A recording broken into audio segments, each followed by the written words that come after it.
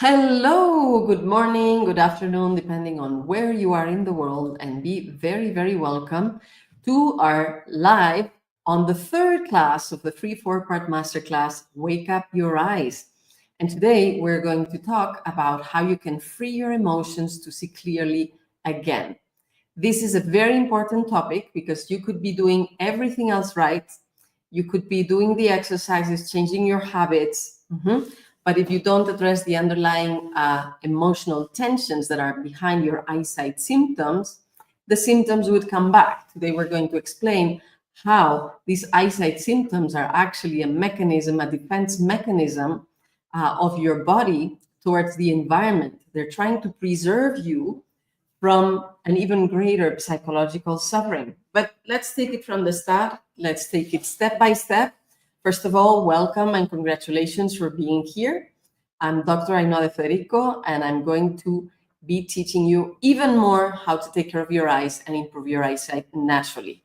So you are in the middle of getting the equivalent of $300 or 300 euros worth of value for free. I'm teaching along in this this Wake Up Your Eyes masterclass, the equivalent of the workshops I would teach for a weekend in Spain, France, Argentina, Costa Rica, the United States, and Mexico.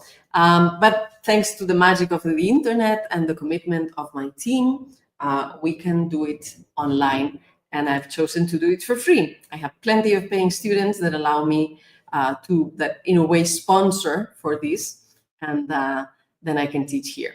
So you are going to learn today the relationship between emotions and eyesight. You are going to receive the explanation of 15 plus eyesight symptoms, the common symptoms that you have, and maybe some that you haven't even heard of.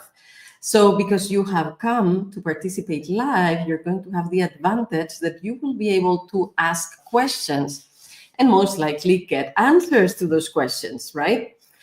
We are going to go deeper on the topic of lesson number 3. You certainly received the video on your email this morning. We will explain the symptom translation technique, so how you can understand the meaning of your symptoms, what they're trying to tell you about what's going on for you. You'll have your symptom explained. I'll answer questions. I'll answer to common questions. And in the process, you are going to discover other people that have also improved their eyesight and naturally, thanks to these techniques. Yes, so we have Adelita, Pamela, Diana, and Yolanda that are around here and that may speak at different times about their journey with their vision, and particularly about how this emotional understanding of symptoms played a role in their vision improvement. Okay, and again, you are part of more than 5 million people all over the world who since 2016 have been participating to this free 4-part masterclass, whether in English or in Spanish. Okay, where are you from? I love to know, so we can keep completing that map where you are from. I see Guy Duperreau is again here with us. We definitely need to get some chocolate here in Oaxaca one of these days. And there's also Samuel from Rochester, New York. And I will be very happy to hear where others that are around here are from. So I get Pamela is from Costa Rica, and she's going to move to Barcelona very soon. And then Diana is from Argentina, and she lives in Florida. And I understand Adelita is from Mexico, but you live in California, right? Yes. And Yolanda, I actually don't know where you're from, but you live in the United States. Yes, I am from Spain. Oh, you're from Spain. Okay. Yeah, Salamanca. Okay. And I live in Illinois. Okay. And I'm seeing also more people from California, from Ontario, from the UK. So we have another Pamela. And Maureen coming back, Guy also coming back. Great. Okay, so we are coming from different parts of the world, gathering for one common vision, and that is seeing clearly with your own eyes. What an amazing idea. So do you wear glasses or contacts? If that's the case, it would be nice that you write it in the chat. What are the symptoms that you have? And then we'll get back at their meaning.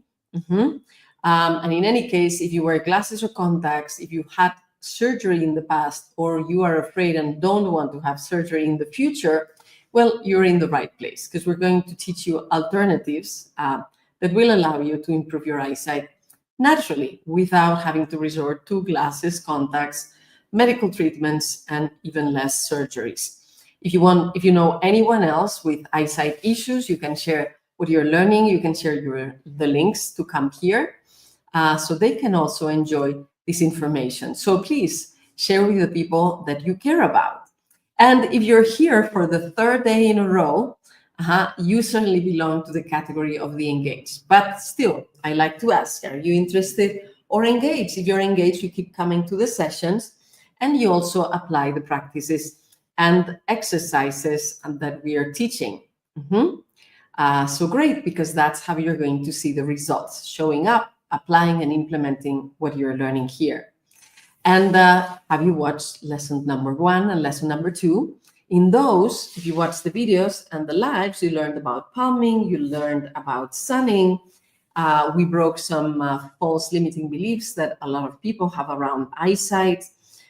We spoke about many other tips of things that you can do in your daily life. We spoke about sunglasses and prescription and reading glasses. We talked about pinhole glasses. I see that mine are not around. Someone borrowed them. Okay, so we talked about pinhole glasses and many more things.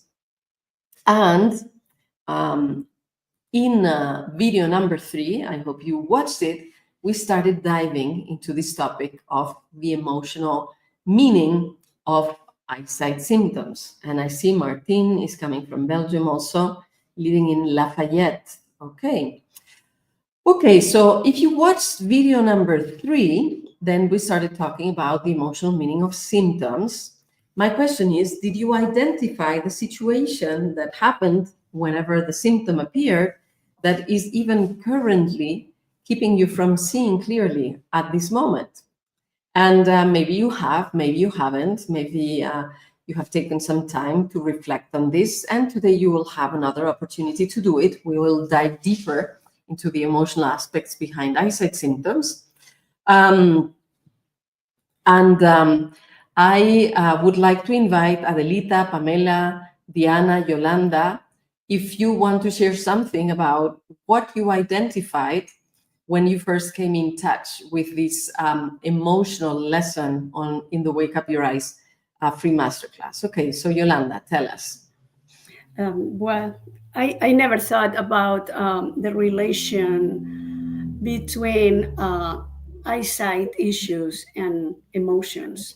But then when I thought about, when I started having these conditions, it was a very stressful time in my life, from work and personal. So the kind of a stress that gets ingrained in your body to the point that you don't realize how stressful is your emotions, your muscles, your eye muscles, your mind. So I've been working on my emotion and peeling layer by layer, working on those. I have resolved some of them. I need to resolve some. But I tell you, I don't use glasses for driving anymore. And the reading glasses is just half of the power that I use when I started these classes a year ago. Yay! So you had some very good vision improvements. Mm-hmm. Yes. So happy. And I want to help people around the world. That's why I'm in training as a coach. Okay, yes, absolutely. So the people that are here with me are either vision coaches already with their diplomas. They've finished their degrees, like Diana and Pamela, and they're even part of the team, of the ClearSight Method team nowadays. Yolanda and Adelita are vision coaches in training. So they're learning to become vision teachers to help other people improve their eyesight naturally. And before they started training to become professionals, of course, they had their own vision journey, and some of them are still doing the final touches, right? Improving their Yes. eyesight. Okay, good. Thank you, Yolanda. I see Guidi Perrault is saying, I am engaged after the emotional release I did in the paid course. Yes, I do recall that you are actually a student of the advanced program, and it's very, very good. It's very nice that you are here sharing also with the effects that you can have. So you're also saying, I saw something big a few weeks ago, and perhaps I have more to recognize and release. Okay, so you're going to have another opportunity yet today to do that, Guy. So it's really great that you came. Adelita, I believe you also raised your hand. You wanted to say something? Yes, hello everyone. What I would like to share with all of you is that when Dr. Ainhoa asked us about a possible reason why we started to feel a different vision, maybe decreased vision, I didn't think of anything because just like Yolanda, I didn't connect my emotions with the vision at all. I didn't know anything about natural vision or anything like that. So I said, no, I don't think anything happened, anything a drama or anything dramatic. No, nothing, no changes. But then later on, I was thinking, I was about 40 years old and I was blessed enough to buy a house. And for me, that was a big change, very positive change. And so I had to move to another location. I got a better position. I was so happy for that. But now I had to learn new responsibilities at work. That was one thing. The other one, I had to going from paying rent, I had to pay double for the mortgage. Not only that, but all the utility bills. I didn't have a babysitter for both of my babies, my kids, they were little.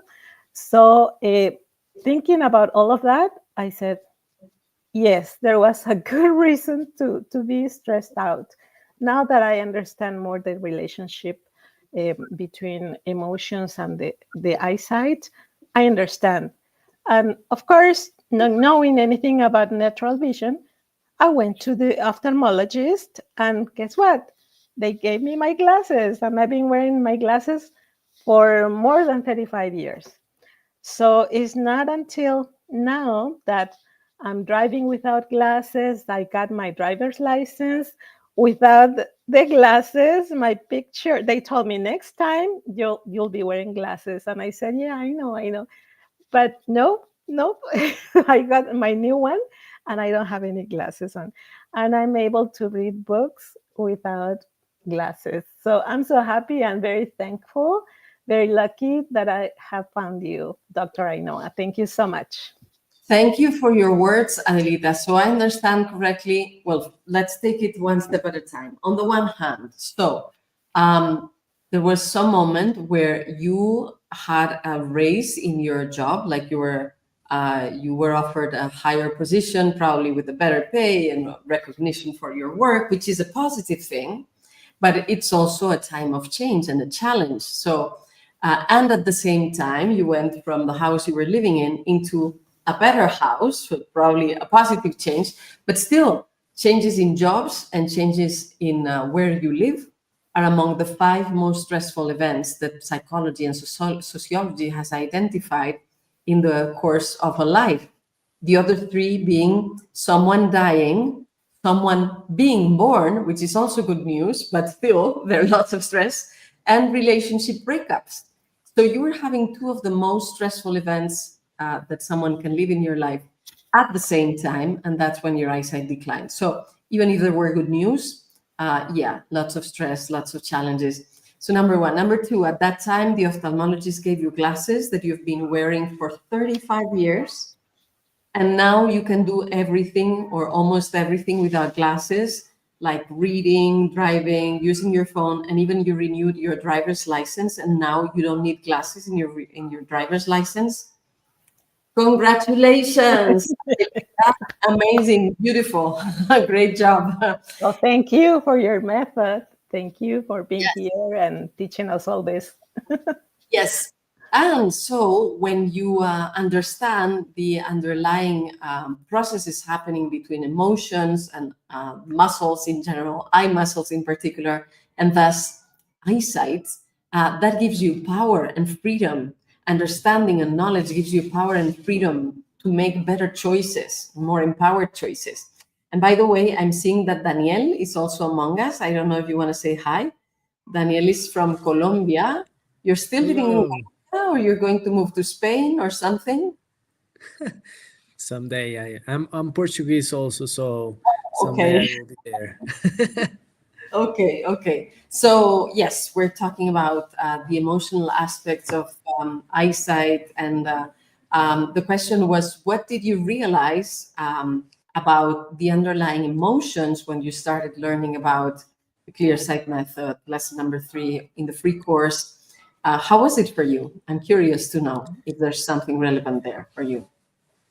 So, as my background is in psychology and neurolinguistic programming,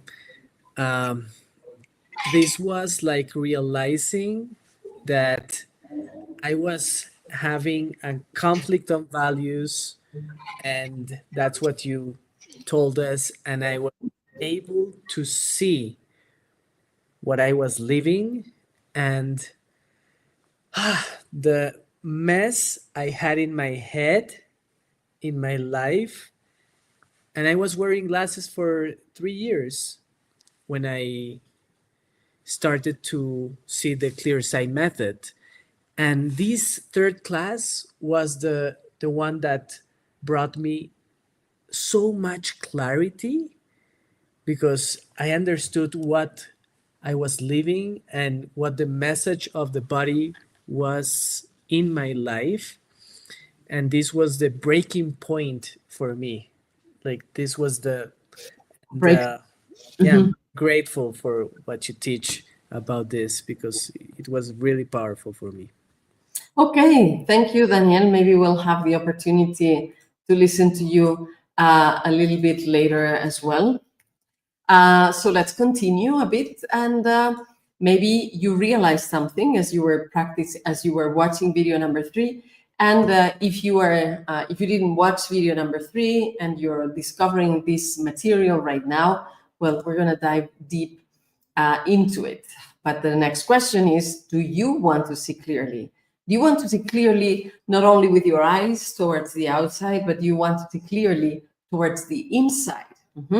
The meaning of the symptoms that you've developed and what messages they have for you to be happier, not only to see clearly, more clearly, but to be happy. And just as a kind reminder, today is the before the last session that we're going to have. So today we're talking about these 15 common eye problems explained, and we're already in the live 2. This morning we released a video. And there's a 4th lesson coming tomorrow. Tomorrow, we're going to give you the overview of the whole Clear Sight Method Advanced program. We're going to give you the full scope of the scientific process to see clearly again, the proven scientific process to see clearly again naturally without glasses, contacts, surgeries, or medical treatments. And tomorrow, it will be a bit different. For lesson number 4, we will release the video in the morning. And then we will do one live on Saturday, not on Friday 2 times, but on Saturday we'll have an open house live on Zoom, so we can see each other, quote, quote, in person, virtually in the Zoom room. So we'll see each other's faces. You'll meet part of my team. You'll meet plenty of other former students.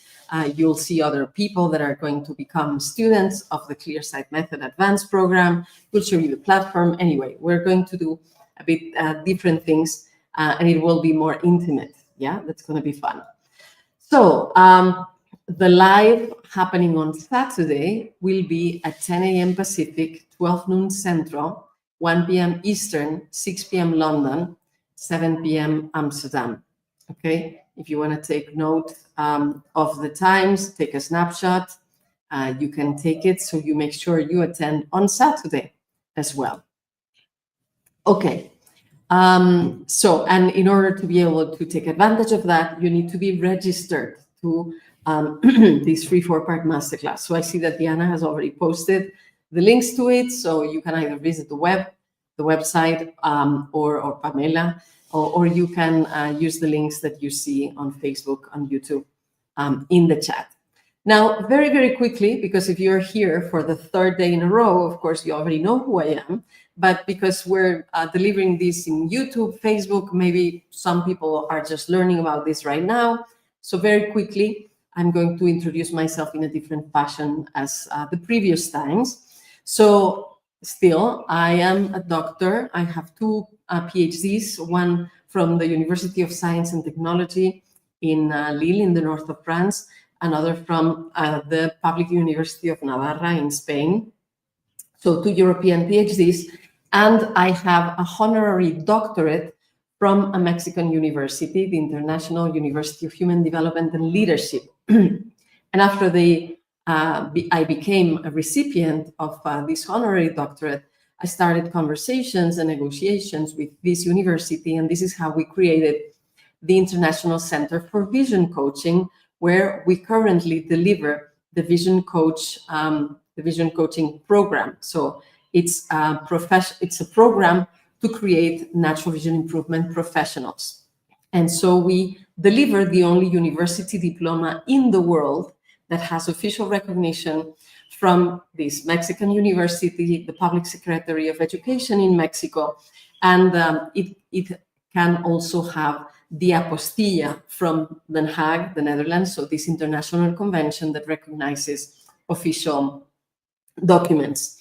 Okay, so I'm the creator of the ClearSight method, and we are teaching you here the main ideas, the main ingredients of the ClearSight method for free. The most important things you and anyone should know to take care of your eyes and improve your eyesight. Of course, there's a paid advanced program, and of course, there's also this professional training that is the higher level program that we teach. Yes? And in any case, at all these levels, you can see how you can take care of your eyes and improve your eyesight naturally. So why do I do this? Well, because I'm not going to go through the whole slide. I think I've talked about this sometime. But anyway, at this moment, there's an ongoing silent pandemic of vision problems. Late 2019, the World Health Organization said 1/3 of the world population had vision problems, even though 80% are preventable or curable. And then during COVID in 2020, vision problems accelerated so fast that the projections that said that by 2050, half the world population would have vision problems had to be shortened. Now it's by 2030 that half the world population will have vision problems. And by 2050, if we don't do anything, the whole world. And of course, knowing what I know, I cannot just sit still in my office and do nothing. What I want to do is teach this to even more people so we can stop this pandemic. Yes? Natural vision improvement and the ClearSight method is backed up by more than 100 years of research. And we have a solution for this pandemic of eyesight problems. So how about transforming this vision pandemic into a movement for clarity? And you can be part of this movement. You can learn, you can start by helping yourself, you can share with the people you love, you can teach your family. If you want, you can learn more in depth. If you want, you can even learn more in depth and become a natural vision improvement professional, like some of the people that you're seeing here, and help others see clearly more and more. Yeah, so currently, my vision is to bring clarity to the world with this cascading movement that I'm hoping to create so that we all learn to take care of our eyes and improve our eyesight naturally. Like after Second World War, we collectively learned how to brush our teeth. And nowadays, I would say in most families, people wash their teeth, if not 3 times a day, at least once or twice a day, and use floss and mouthwash, etc. So we can do as much for our eyes, the equivalent, sunning, palming, and other things that we're teaching, right? Everybody should be doing that. So my mission is to inspire at least 20 million people to take care of their eyes by 2030, and we've already achieved 25% of that goal. Now we still have work, right, in the next 5 years. And also to train 1,000 vision coaches by 2030. And there's already 165 that have received their diploma. And we have, well, if we count those that are already trained with those that are in training, there's about 320 at this moment, yes, having become or becoming vision coaches. So we need to train a lot of professionals because the world needs 16 million vision coaches if we want to have as many vision coaches as there are physiotherapists in the world. And I'm telling you, there's more people that have eyesight issues than people that have a broken leg or a sprain in their wrist. Yeah, so anyway, at whatever level you want to learn and you want to share what you learn, you can be part of the solution. You can help us be part of the solution so that the world, the whole world, can see clearly. And the University GI operates online. So our trainings are online. And actually the university is in the states of Morelos, closer to Mexico City.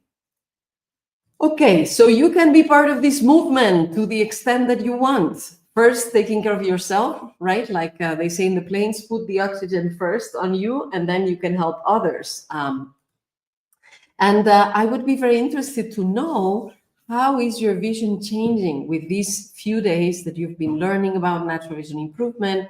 You've probably been practicing palming, sunning, blinking, looking far, maybe some of the other things we invited you to do. And if you have, you may be seeing differences already. Yeah. In any case, today we're going to talk about emotions and vision. So if you have questions about this topic, this is the moment to ask.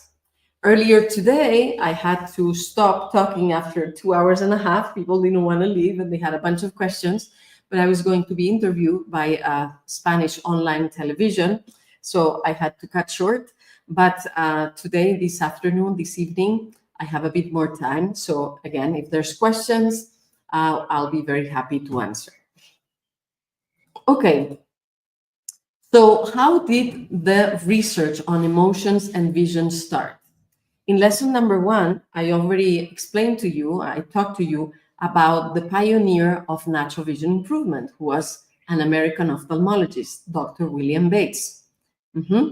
A couple decades later, there was also an optometrist offering the principles of behavioral optometry, Skeffington, but we have to wait even more years, a couple decades later, to have the first research about emotions and vision. And the researcher that's the pioneer on this field of study is actually Dr. Charles Kelly. Okay, so give me a second. Dr. Charles Kelly, in 1958, wrote a dissertation called Psychological Factors in Myopia, so nearsightedness. It was a PhD dissertation that he carried in a collaboration between the New School for Social Research and the University of Columbia in New York. So Columbia University is a very prestigious institution, academic institution in the United States. And this prestigious institution gave Dr. Charles Kelly not only the degree to be a doctor, but the award to the best PhD the whole year for the whole university. Okay, meaning that his research was really extraordinary, really, really great, really a great contribution. So this is what we're going to talk about today to begin with, and then we'll take it from there until the current research that I have participated in concerning emotions and vision. So let's talk about Charles Kelly first. So he was a psychology student and he was nearsighted. He was myopic. He wore glasses so that he could see far away, so that he could drive, etc. And he didn't want to have to wear glasses. And he came across the work of Margaret Darst Corbett. Margaret Darst Corbett was one of the latter disciples of Dr. William Bates. She was a school teacher, primary school teacher, and she had been very impressed by the improvements her husband had made using the Bates method. So she wanted to learn the method so she could teach it herself. And Dr. William Bates in the beginning was only training medical doctors, but in his later years, he started training a lot of other people, considering that this kind of work, you don't need to be an ophthalmologist to learn it, teach it, and share it. So Margaret Darscorbett established a practice in Los Angeles in the 30s, 40s, 50s, and she was extremely successful. She had a whole team, they worked long hours, and they helped a lot of people.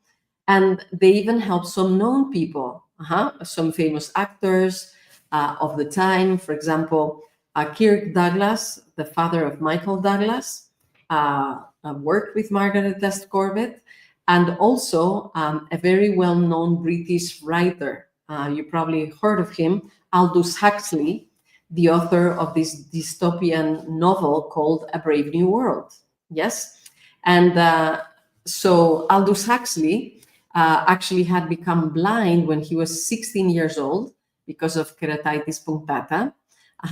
And he worked with Margaret Darscorbett. And from being legally blind, he was capable to function most of the time without glasses. Sometimes he needed glasses, but very, very often he could just live his daily life without glasses and be perfectly autonomous. So his second wife wrote a biography about Aldous Huxley, and she would say that Aldous Huxley, who, by the way, was also nominated to the Nobel Prize of Literature, he didn't get it, but he was nominated, said that the accomplishment that he was the most proud of was not even his writing, but his vision recovery. And I see, Diana, that you're holding the book that Aldous Huxley wrote in 1942 called The Art of Seeing. And actually, it's a very good book, The Art of Seeing. It has an amazing state of the art of natural vision improvement up to 1942. So we're kind of 8 years later. And of course, there's been a lot more research, and also our lifestyle has changed a lot. So there's more things that you want to know and that you need to know about natural vision improvement, including the research on emotions and vision that was not yet available when Aldous Huxley wrote that book. Okay, so anyway, I wanted to situate to you who Margaret Darscorbett was, and Margaret Darscorbett was the vision educator that Charles Kelly worked with. So he worked with Margaret Darscorbett, and he could get rid of the glasses for myopia. So he recovered very good eyesight, and he became passionate about studying the relationship between psychology and eyesight. So, as I said, he did a PhD dissertation at the New School of Social Research and Columbia University, and he got an award for the best PhD dissertation of the year. Because of that, he was featured in the New York Times. He appeared in Time magazine. He was interviewed at the radio and on television, both in New York and California. So what was the core genius idea behind this piece of research that was so celebrated at the time? Yeah.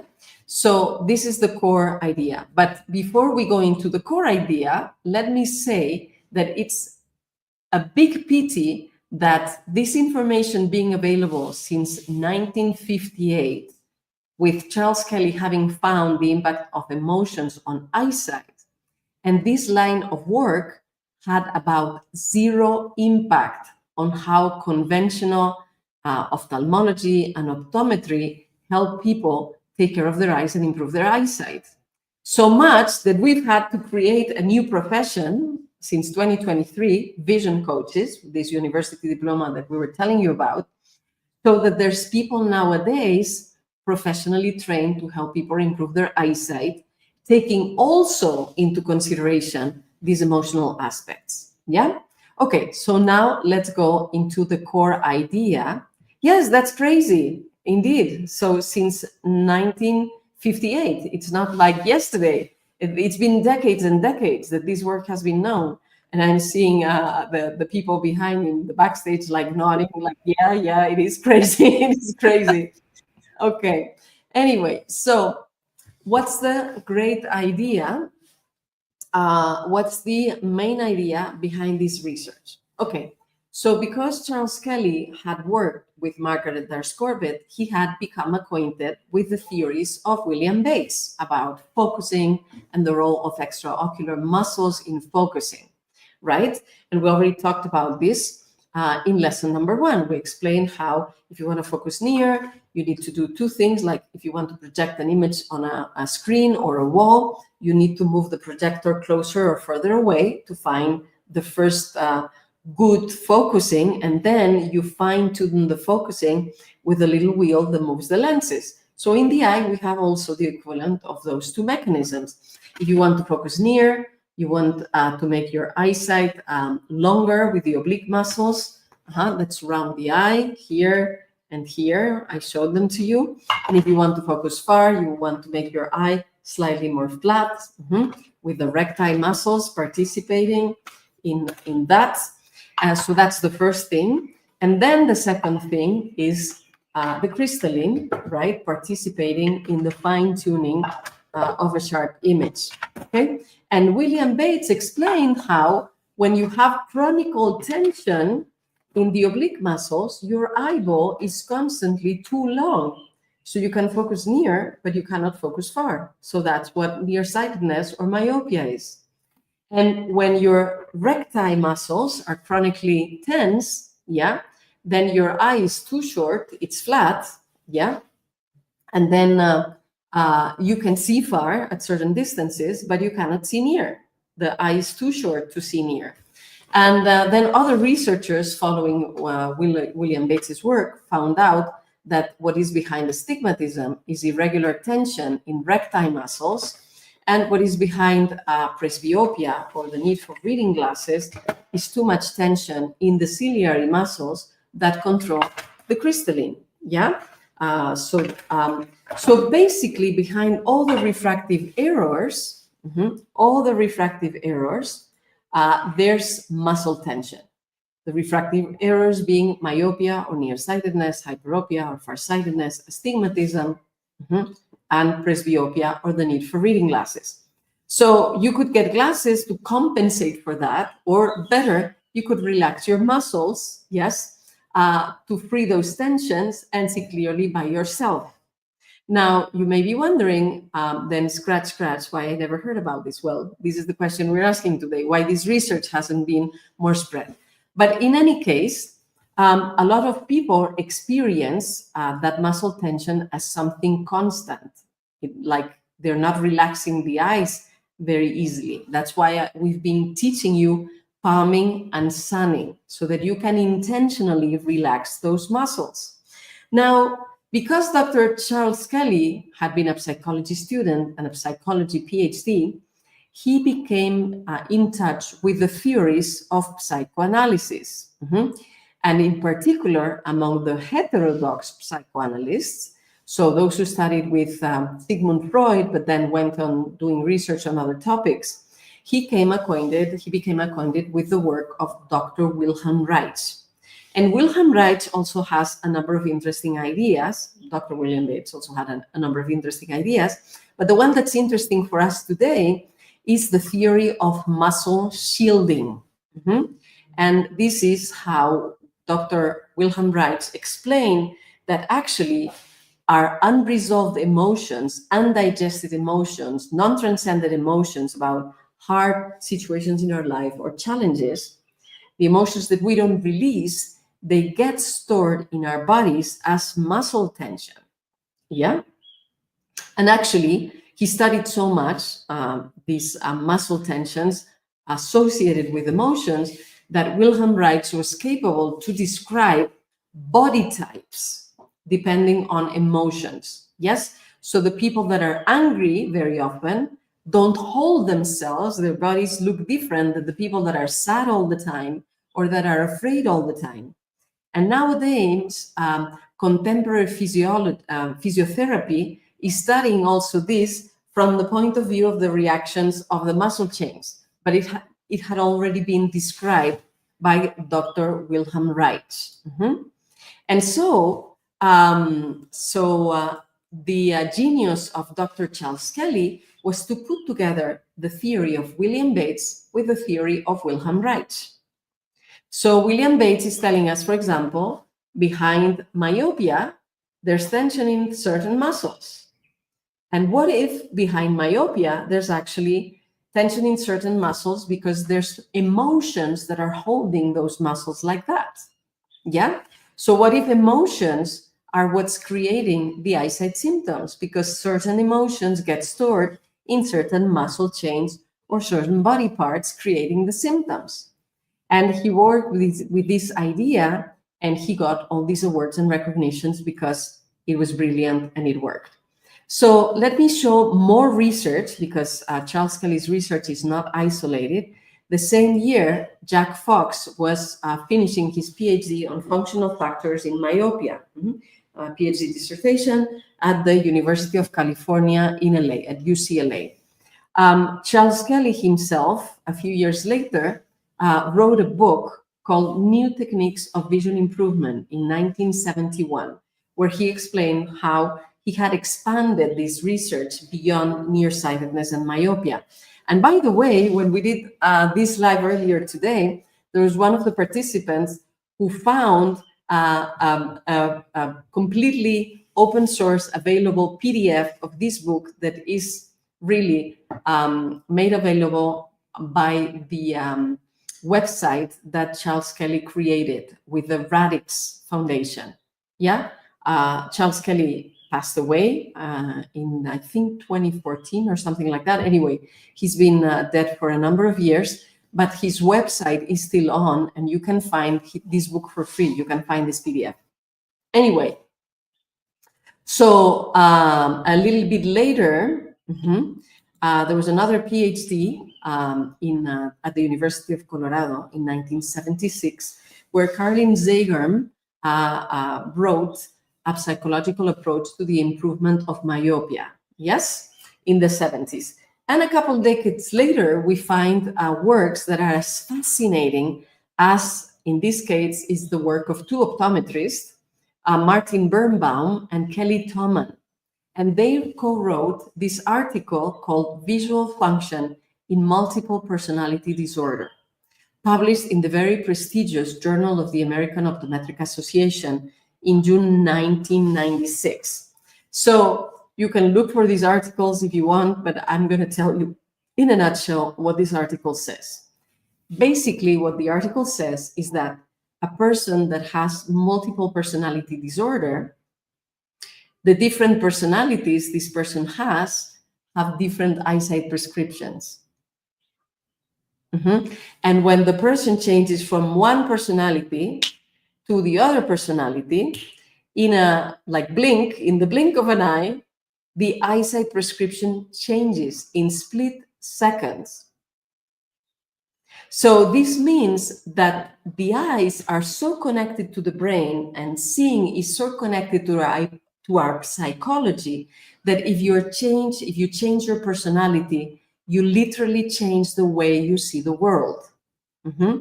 So the way you see the world says things about who you are and how you are reacting to the world. The way you see the world doesn't show the world, but shows who you are at the moment.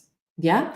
And so the same way that people with multiple personality disorders can shift from one personality to another, and in the same split seconds, the eyesight changes from one prescription to another, you can too change your eyesight prescription by choosing to change your personality. And I'm not inviting you to become someone you are not, but rather I'm inviting you to free yourself from emotional garbage that you've probably been carrying around. And when you let it go, you're actually going to be happier and you're going to see clearer. Let go of limiting beliefs, limiting decisions you made about how the world is or who you are. And then not only you'll be happier, but you'll see clearer. And I'm seeing Margarita is like, oh, wow, being very surprised by these ideas. Okay. So it's even easier, or well, it's not necessarily easier, but it's another layer of power and information and freedom that you can take together with the eye exercises and the sunning, etc., etc. Yeah. Now, I have seen in my workshops people that in half an hour went from wearing glasses, thick glasses for myopia, and half an hour later, they had such deep insights and shifts, and they took new decisions about their life and who they were, that half an hour later, they didn't need the glasses and they had not any myopia anymore. Okay? Now, I need to say that this is not the most common. For most people, the transformation takes a time that most of the time requires between 6 weeks to 3 months. Okay, some people do it faster too. I've seen people go down 4 or 5 diopters of myopia and 2 diopters of astigmatism in 4 weeks. And maybe you can be one of those. And depending if you have very severe symptoms, some people may take 8 months, 9 months. We have a student that was here this morning and talking yesterday too, Digna. She had a prescription of 18 diopters for myopia, which is huge. And in 8 months, she went from 18 diopters to 4 diopters, which is like really, for her, it's like, that's nothing. It's a detail. For most people, 4 diopters is quite a lot. But compared where she came from, she's like super excited. She can live her life in so much more free and so much more capable. So anyway, this is possible. If you're willing to look inside and clarify yourself on the inside, you'll be able to clarify your eyesight. Yes? Now, so Charles Kelly was the first person to do scientific research on emotions and eyesight, and I've showed you a number of other studies that were carried. And the way I got to learn about these hypotheses and these works was through Dr. Martin Brofman. He has written 3 books, Anything Can Be Healed, Improve Your Vision, and The Inner Cause. Yeah? I see that Diana has all of the books there. You can show them. You can show them, Diana. Yeah, I'm always, I love books. So this is the Anything Can Be Healed, the Body Mirror System of Healing, The Inner Cause. The Inner Cause. You don't And have I don't have the one about vision, but well, okay. Sorry. So thank you, Diana. So anyway, Dr. Martin Brofman did research also on the psychosomatic aspects of symptoms. He started with eyesight symptoms. He healed from myopia and astigmatism as he was healing from terminal cancer, and then he expanded that work into any kind of symptoms anywhere in your body. But in any case, he took the ideas of Charles Kelly and kept doing empirical and clinical research about what are the emotions hiding behind different eyesight symptoms. Yeah, and he found correlations, and he wrote about all those correlations in the book Improve Your Vision, and he would teach workshops, etc.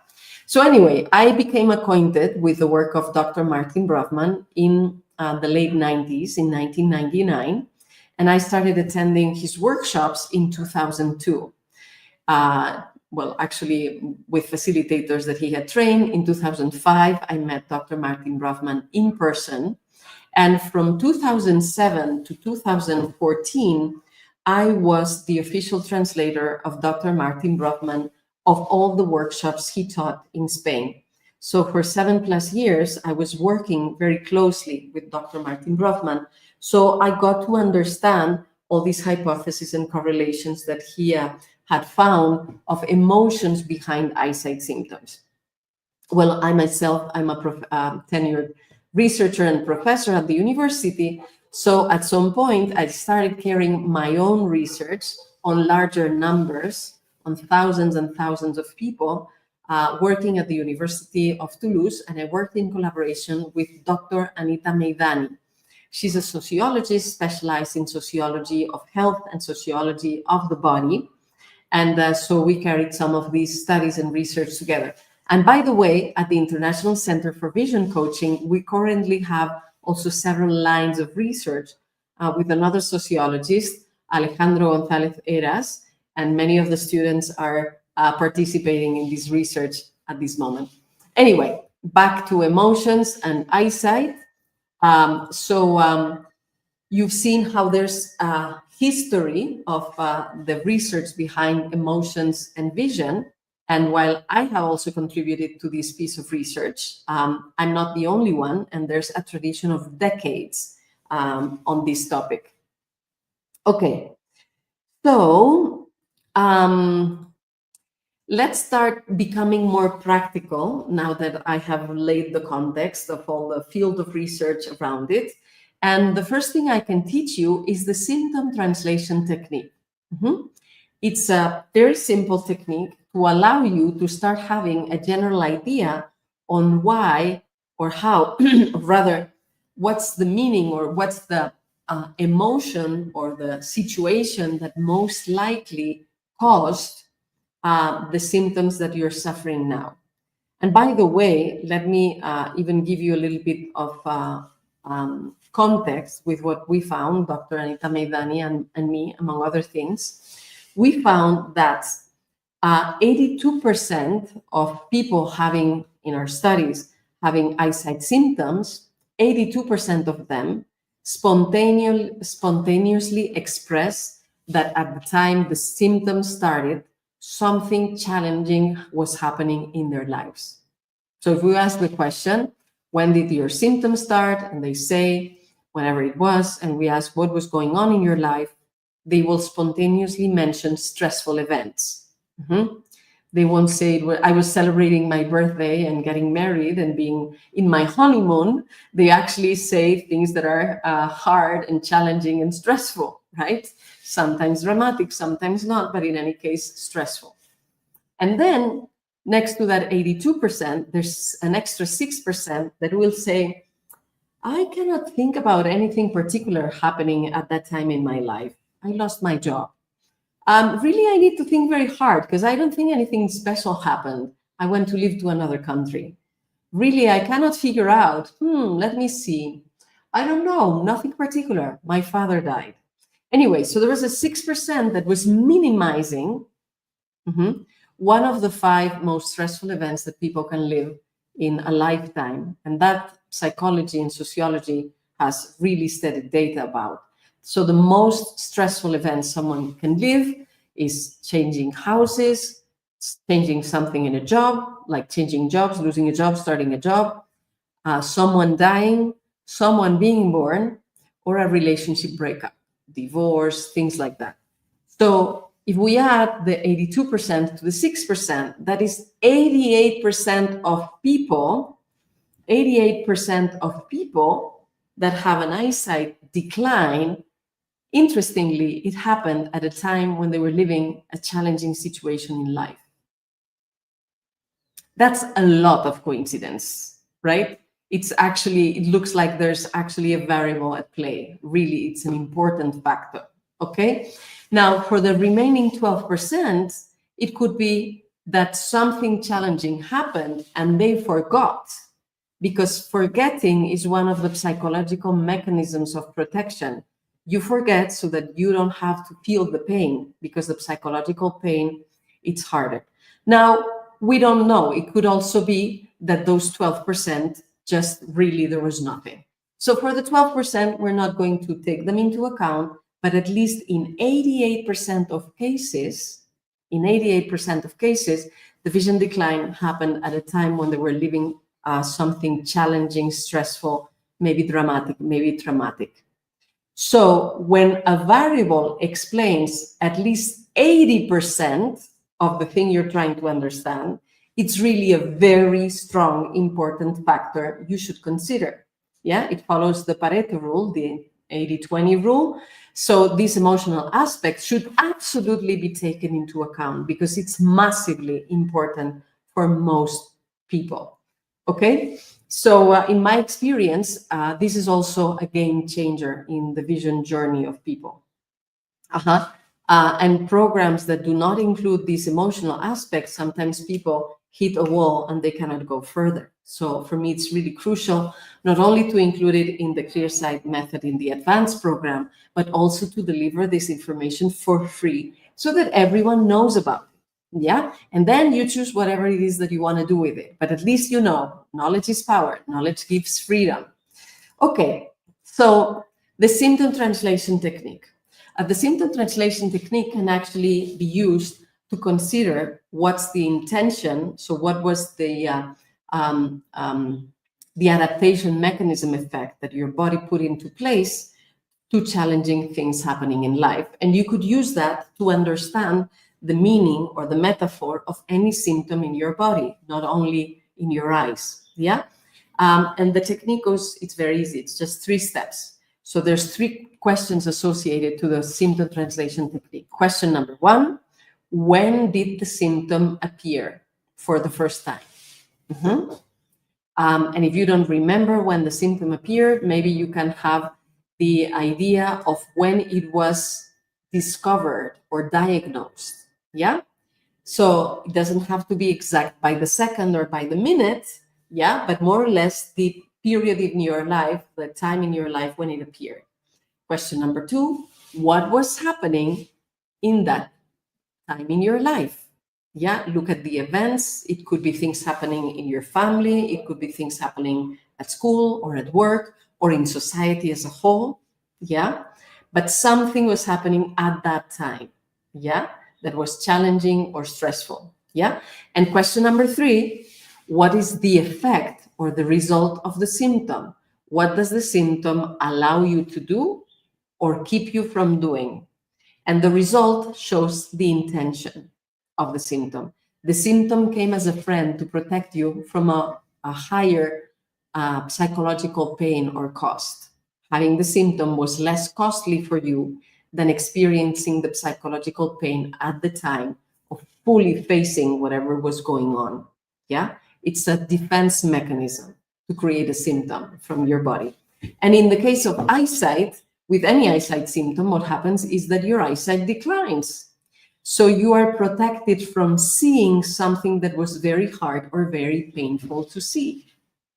Or you lost sight of yourself. Yeah, that was the defense mechanism.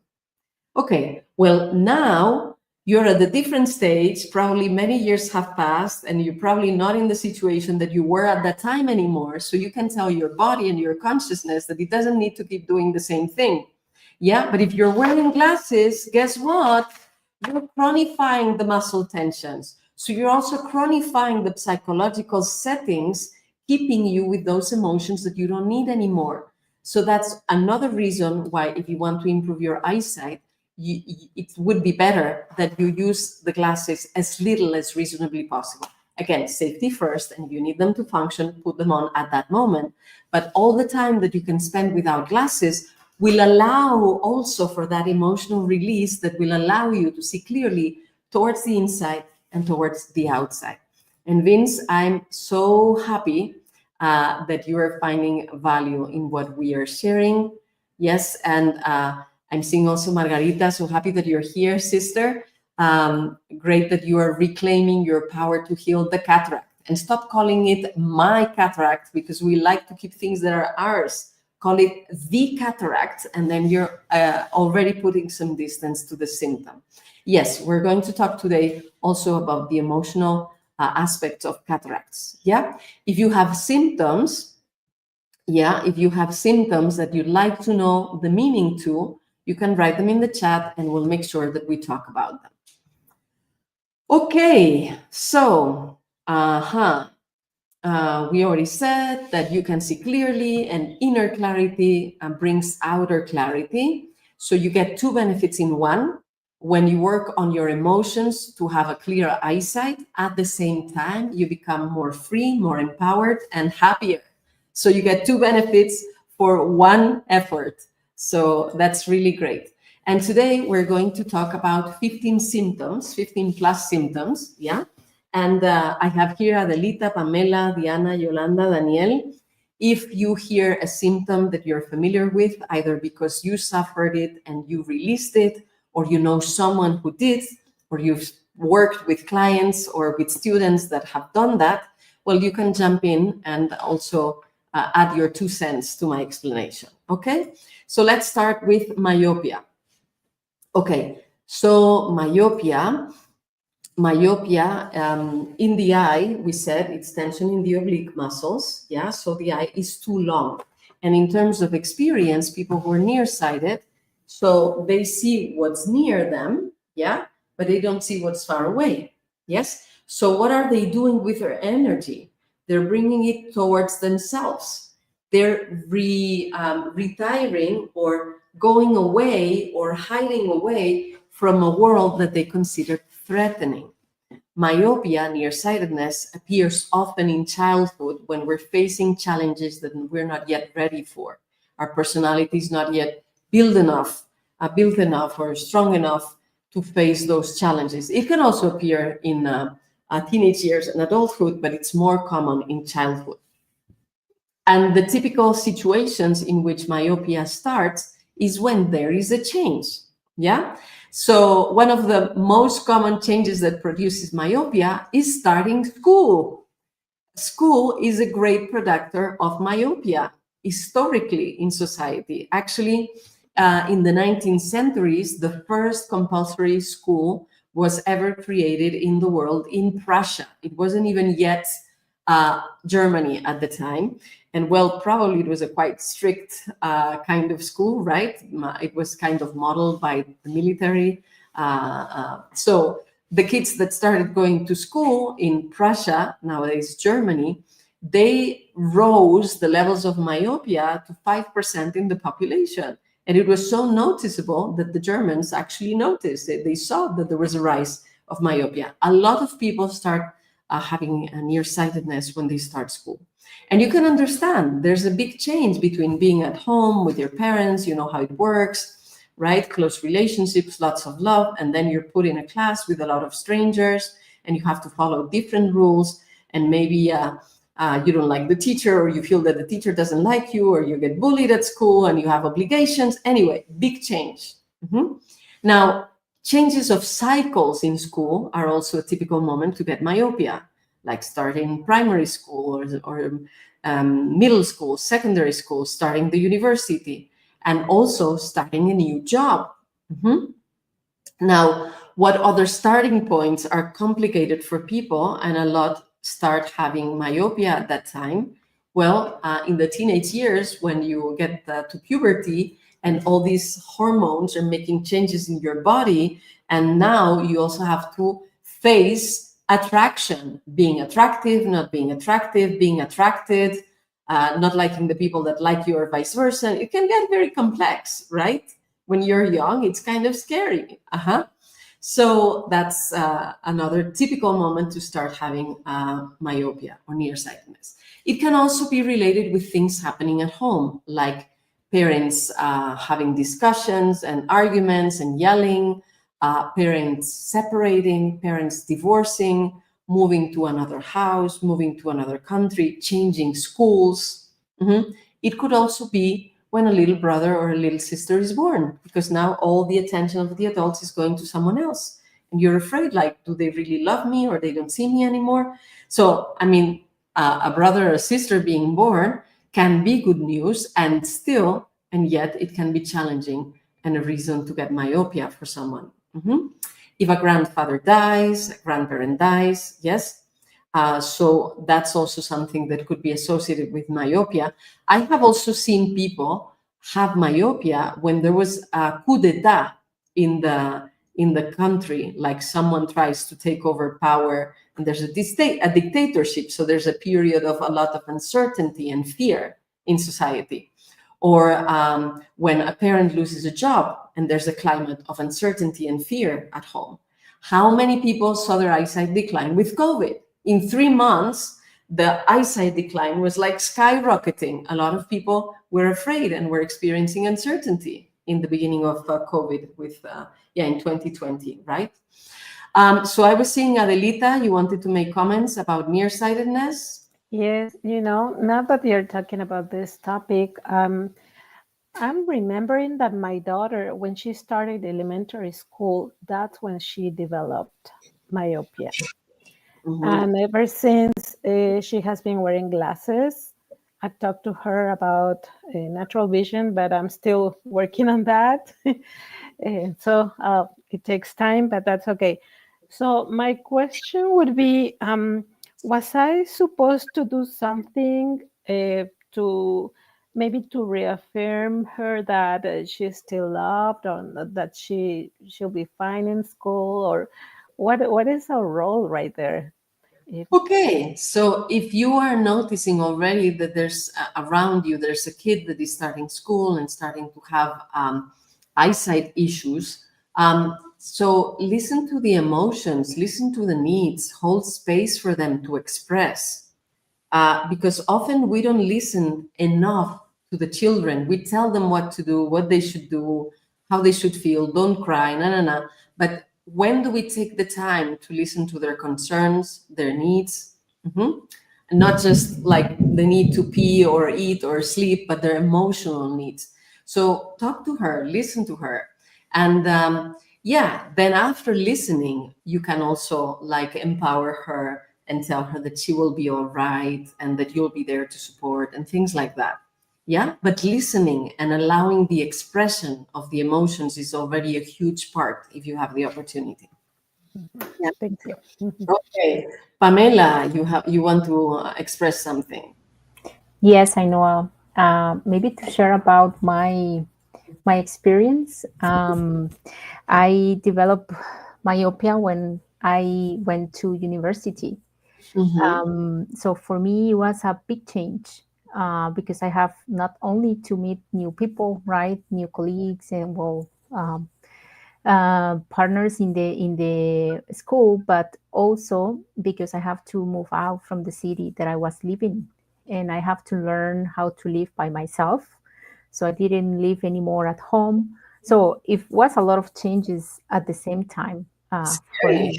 Yeah. So when I apply this technique that you teach us in this free course, for me was also another eye opener. Like, oh my God, yes, now I'm realizing when the myopia start, and that helps me a lot to understand, right, also my personality, and try to be aware of when I'm scaring about the future. Mm-hmm. I know that I'm more like that kind of person that needs, to control what is nearby me, right, and around, and sometimes fear of what is coming, what is the future. So it's also a good technique for me to always think that everything is going to be okay, right? And it's also good to see far. I mean, not only near, it's also good to see far Mm-hmm. and be open on what is coming for me and what the universe wants me to do. So just to share that experience. Now I'm happy because I'm at that moment. Well, I start the myopia when I joined the university, and I used glasses for 18 years, and every year was worse and worse and worse. So when I start this course, I of course heal about the myopia, so I don't need glasses anymore, even for driver and anything. So I'm very very happy to do my life without glasses.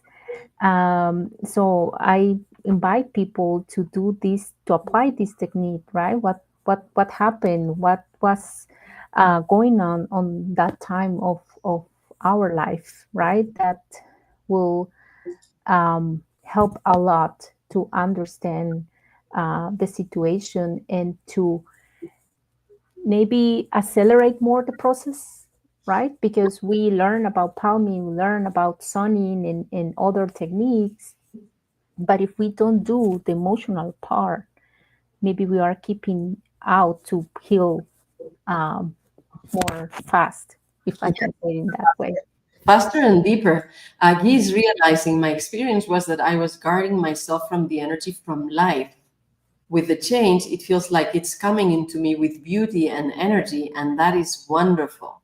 Absolutely, Guy. You write it so Mm-hmm. beautifully. Now, Pamela, I would like to invite you to stay with me as we talk about myopia, because I talked about like the first things. And indeed, when people have myopia or they're nearsighted, what happens is, as we said, that they keep themselves They hide from a world that seems threatening, and they compensate the fear, the insecurity they feel towards the future, towards the potential changes that they don't understand, they don't know how to handle, with a lot of control. So people with myopia become great planners, yeah? Plan A, plan B, plan C, plan D, plan E, plan F, until they finish with the alphabet. They Just in case. just in case. They start thinking about all the potential negative futures that could happen, and they spend Yeah. so much time in their heads with the planning and the programming and the thinking about the variables, etc., that they miss life. They miss the present moment. They're always projected into the future with fear, becoming very controlling and very prepared. Everything is like done in advance. And so they're a lot in their heads and not enjoying the present. And it takes a huge amount of energy to do all that planning and all that thinking and all. So when you have been experiencing myopia, nearsightedness, and you want to get rid of it, there's a number of things to think about that are going to be helpful. First, the mantra is, today everything is okay, everything will be okay, and if it's not, I can handle it. So if the emotion behind myopia is insecurity or fear, the antidote is trust and confidence. Trust in life, trust in yourself, confidence that you can do it. So again, all is okay, all will be okay, and if something goes wrong, I can handle it. Yeah. So that's yes. So was that helpful for you? Yes, very, very helpful for me. And also, in my case, I also realized that many times are only thoughts of things that can happen. It's only thoughts, but it's not the reality, right? So for me, it's also practicing to be in the present moment, right? Yes. It's those all negative thoughts of what can happen and, bad things, and it's just thoughts. So let them go and just continue in the present where the real things are happening in the present, not in the future, right? Not in our thoughts. So that's also helped me a lot. Yes, absolutely. You can notice the thoughts are there, like when it's raining outside the window, but you don't need to believe the thoughts or go along with the energy of the thoughts. And yes, the other antidote for myopia is staying in the present. When you're present in the present is a present. It becomes a gift. Life is beautiful. Yeah. Life is now. Yeah. So let go of the future. Let the future, it will come whenever it happens, but now let's enjoy the present.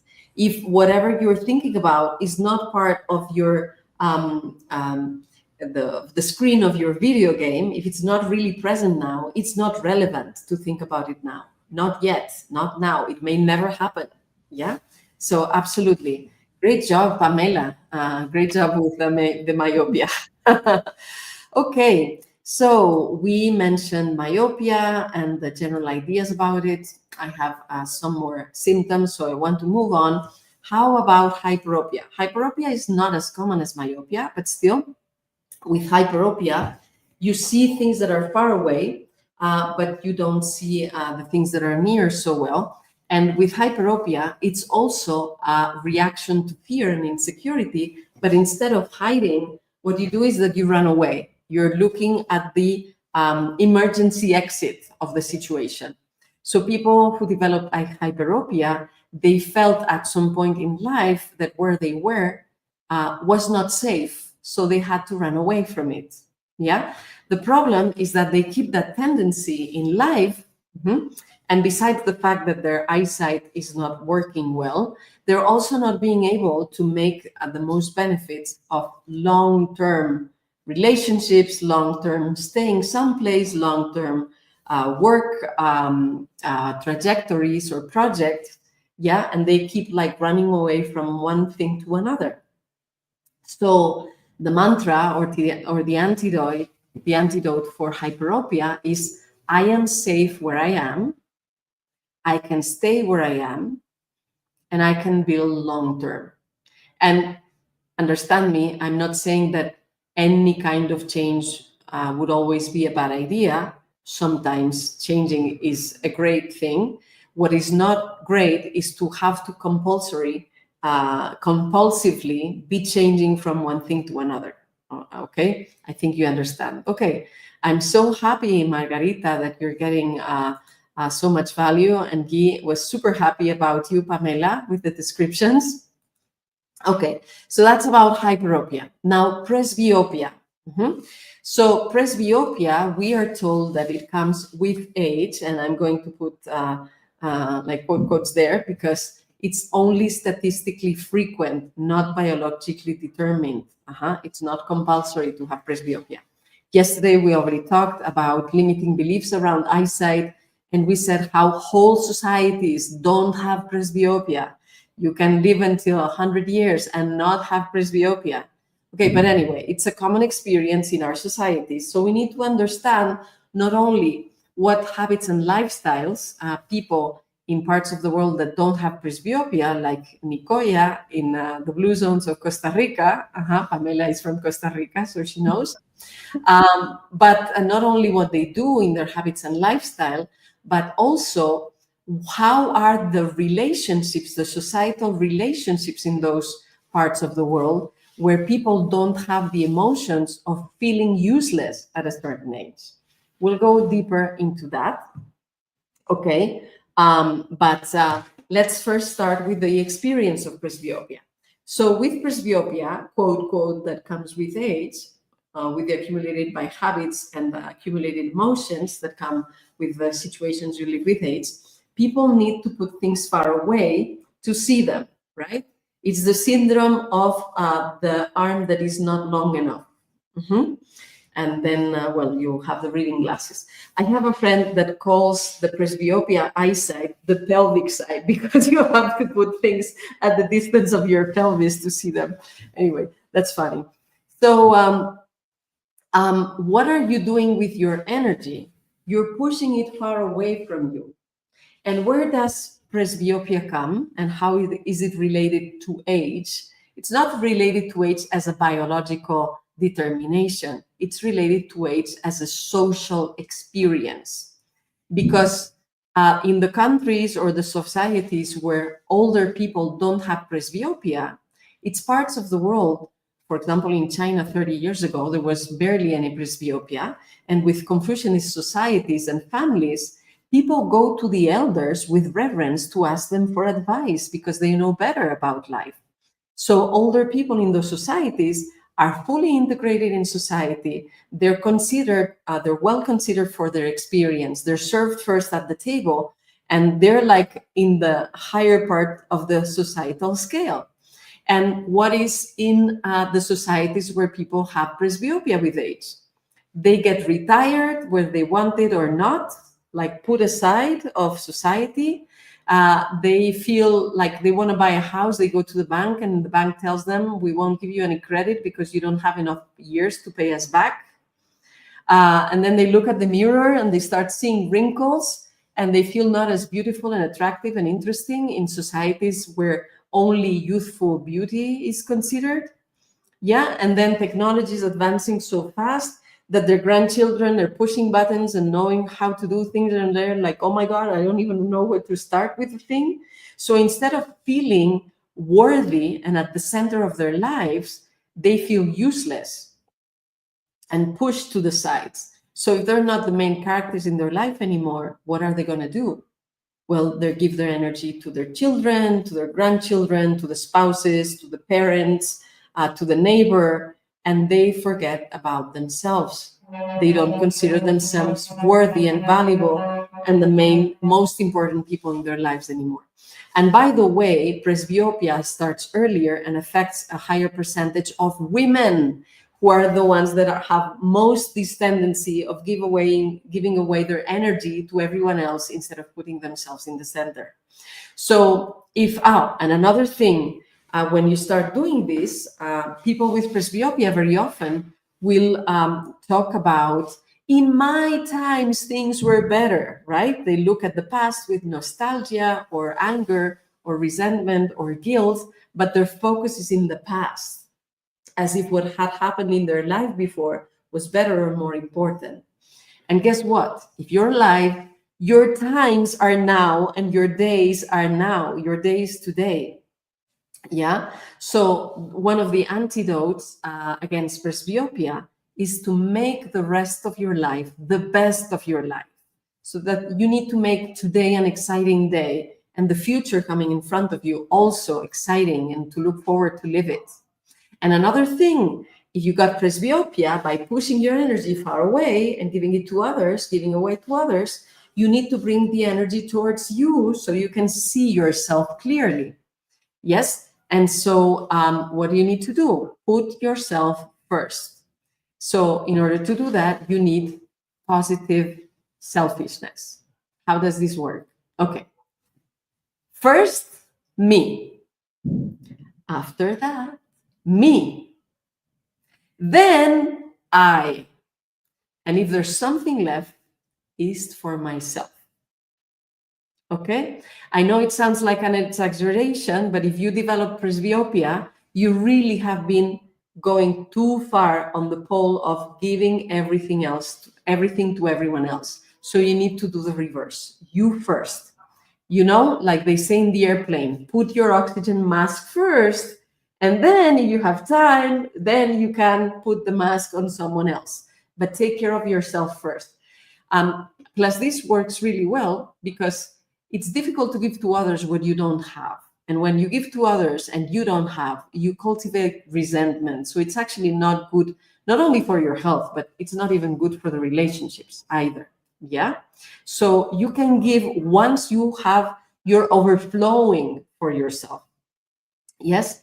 So more things that are good with presbyopia, and I'm insisting on this because I know that people that come and see these videos and talks and are interested in the ClearSight method, very often they have presbyopia because they're often after their 50s. You need to take time to pamper yourself. It's not just a theory. You really need to take time for yourself. Slow down, smell the flowers, and enjoy whatever it is that you love doing. Okay, I'll give you the mic, Yolanda, in a minute. So, okay, sometimes people with presbyopia, they're like, oh, but I already got married, or I didn't get married, and I had the children, and I didn't have the children, and the children are gone, and I bought the house, and I did my work, and I am retired. Like everything important was in the past. Okay, but you know what? Great, you did all those things, and now you have a bunch of free time to do whatever you please. So those dancing lessons that you could never attend to because you were too busy with work or the children or whatever, painting that was your dream from your childhood and you could never do it, guess what? Even if you never do an exposition, or maybe you will do an exposition, but take the time for painting, for taking a hot bath with scents, going to get a massage, take care of your garden, have a cup of coffee with your friend, go on a trip, do those things that you always wanted to do and you never had the time, or find new hobbies, new interests, but make your life exciting. Yeah, that's very, very important. Put yourself first. You're the main character of your life until the day you die. And when you die, who knows what we will do after that. But in any case, in this lifetime, you're at the center of your life. So Yolanda, you were going to say something about... Yes, so I've been having presbyopia until now, but I've been wearing occasionally glasses just for reading, have the power of what I had before. What I'm doing, I know, is taking care of myself, thinking of me, about me first. So getting massages, enrolling in the ClearSight method, the advanced program, and beyond in the coach. For me is very important. For me, helping other people, helping myself, I'm happier. I suffered from chronic back pain for many years, and It's it gone? seems that it's gone. I move better, I walk better, I sleep better. so many things that I've been seeing, handling, and resolving these emotional issues that I had. Like I said before, peeling off layers and layers. And I see the results. I'm seeing the results. So I am happier every day. I'm so happy that you mentioned this, and you're not the only one that by taking the clear sight method, not only they improve eyesight, but many talk about improving hearing, smell, taste, sleeping better, having less headaches, having less back pains, having better digestion, better immune system, and many other things that are coming with this that are great results together with improving eyesight. So I'm really, really happy for you. Mm-hmm. Even breathing better, much better. Mm-hmm. Great. So happy. Mhm. So it is indeed a holistic approach to improve your eyesight. And what you do to improve your eyesight necessarily improves your health and improves your life and your well-being. Great. So I'm seeing here some comments. So Margarita is like, I'm hearing you say people-pleasing martyrdom and afraid to look bad is no bueno. No bueno at all. And actually, people-pleasing is actually the next symptom that we're going to talk about, which is astigmatism. Yeah. So we'll talk about that in a moment. Yeah. So you'll have your answers about people-pleasing. But I'm also seeing Guy saying, this is amazing. It confirms in a different way the Yama principle of Brahmacharya. I hope I don't pronounce it wrong. Brahmacharya. Wow. Okay. And Sora is saying, I'm just learning about giving to myself. All my life, I took care of others. Only in the past couple of months, I become conscious of, what about me? Well, great. This is the time to give to yourself, to choose to take care of you, of your health, your eyesight, your well-being, and you're in the perfect place to do this. With the excuse or the objective or the motivation of having better eyesight, you can also improve so many other aspects of your life. Thank you, Yolanda. Yes. Guy is also saying, yes, everything is connected in our lives. When we numb or stiffen one part of our life, it affects the whole. And when we free or improve one part of our lives, it also affects the whole. Yeah. So with this little part of our body, apparently, so like a few centimeters of size, it can actually rock your world and improve your life so much. Okay, thank you, Yolanda. Let's talk about astigmatism now. So with astigmatism in the eyes, it's irregular tensions in the straight muscles, in the recti muscles, that create an egg-like shape for the cornea, or a shape like a rugby ball or an American football ball, instead of the eye and the cornea having the shape of basketball ball or soccer ball. Yeah. And the effect of that is that the lines appear distorted. Sometimes, yeah, absolutely. The balanced use of our energy. Absolutely. So the lines appear distorted, or they have a shadow, or they're kind of doubled. Yes, there's many manifestations to astigmatism. And in emotional terms, it means that we are showing a distorted image of ourselves. We probably even have a distorted image of ourselves. And why does that happen? Because we're people pleasing. We're trying to correspond to the expectations others have on us, and we're trying to get approval. So we lose sight of ourselves. We betray ourselves. So if you have developed astigmatism, you need to have a very serious conversation with yourself and really be true to your heart and discover what it is that you really want and what it is that really makes you happy and who you really are. I had astigmatism in my early 30s, and I had to recognize that it was true that I was people pleasing. I also had presbyopia, so it was telling me that I was bored with my life and I had betrayed myself. So I needed to acknowledge that pursuing an academic career I was doing that because I was fulfilling my father's expectations to have a scientific daughter. But it wasn't making me happy. It was not my dream. It was not fulfilling my heart and soul. So I really had to ponder on it and wonder what would make me happy. And having a very full CV and having plenty of awards and recognitions about my career up to then, well, I like awards, I have plenty of them, but that's not the point. What really makes me happy is to do something that has a positive impact on other people's lives, that really is a contribution to society, that really makes a difference in people's health, people's well-being, people's eyesight. So that's when I shifted the orientation of my research and stopped working on the things that I was doing that were very fun and interesting, but were not bringing a societal impact. And now working on natural vision improvement. So if you've had astigmatism at some point in your life, or you still have it, you can think about how you lost sight of yourself. And sometimes it can be simple things. A friend of mine is a self-taught writer. And so she considered that she had to be aware of universal literature, and she was self-educating herself with books at the library. And there was a moment where she decided that she had to read the French classical writers. And she was reading them. She was forcing herself to read them. She was very bored with them. And she started developing astigmatism because she was forcing herself to do something she didn't really like, she didn't really want to do.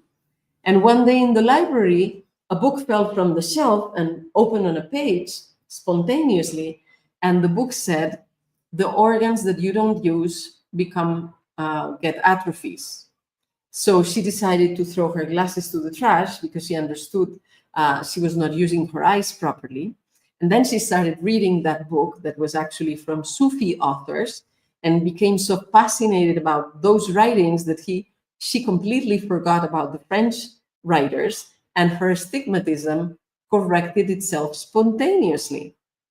Yeah, another person I know started to study law. And the values in France, the values of the people studying law were very different from hers. So she started people pleasing and showing herself as if she belonged to the gang. And in that, she had to betray her own values to be part of the group. And so she got glasses for astigmatism. And actually, those expensive glasses were the only things she had in common with the people studying law. And then at some point, she decided that that wasn't for her, and she decided to become a social worker, and her astigmatism disappeared when she was with the values that were true to her heart. So I hope this is making sense. Anyone want to comment on astigmatism? Otherwise, I will move on okay, Daniel, you want to talk about astigmatism, okay? Yeah, this was the main issue I was dealing with 5 years ago, using glasses for 3 years, and I was able to see in my life how I was in a conflict of values, as you say, and I was living the life of others, pleasing others. And after I had this conversation, it was really, really powerful, the change. And for me, it was really easy to get rid of the glasses and decide not to wear them anymore. And then after 2 weeks, having the acuity I needed to read again the screen of the computer. So thanks to you and to what you teach, I was able to do this 5 years ago. You discovered us in COVID times, I recall, right? At about that time. Just before. September 2019. Okay, yeah. So I remember throughout COVID, we were talking and participating in different courses. So anyway, for me, letting go of astigmatism changed the course of my life. I'm doing what I'm doing today because I listened to my heart and to my soul, and I took a stand for my true self, and I'm so much happier besides not needing to wear glasses for astigmatism. So actually the not wearing glasses is like the detail. What's important is having followed my true self. And this is why recovering your eyesight is so important, because you're not just getting clarity to see, you're getting clarity for yourself, for your life. And Guy is saying also, this makes great sense. Shora also absolutely makes sense. And Guy is commenting today, one of my clients talked about a book falling from a bookshelf that changed her life. Yeah, that's also paying attention to the signs of the universe that Pamela was talking about. Okay, so that's great that it happened. Okay, so we talked about astigmatism. Thank you so much, Daniel. More amblyopia, having a lazy eye, and we'll also talk about strabismus. So get ready, Diana, because I know you had strabismus. So amblyopia, when you have a lazy eye, it means that your brain is not taking into account the information of one eye. Sometimes the eye has some issues to see, sometimes the eye sees, but the brain is not taking into account the information. Okay, so at this point, we need to explain that each of our eyes is actually connected to a different brain hemisphere. So the same way that the brain hemispheres have different ways of thinking and handling information, the way each eye sees the world is slightly different. Yeah. And if you want, you can make a test by touching one eye and walking around for half an hour, 15 minutes or 10 minutes and noticing how you feel, what you think, what other senses are enhanced when you're looking through that eye, and then do the same with the other eye. And you'll discover that they actually have different personalities. They are interested by different things and they see the world in a different way. Anyway, so for most of us, we are right-handed. That is, we write with our right hand. And so our right side of our bodies is the yang side, the side that is interested or associated with things happening outside of the home, projects, work, our will, our position in society, things like that.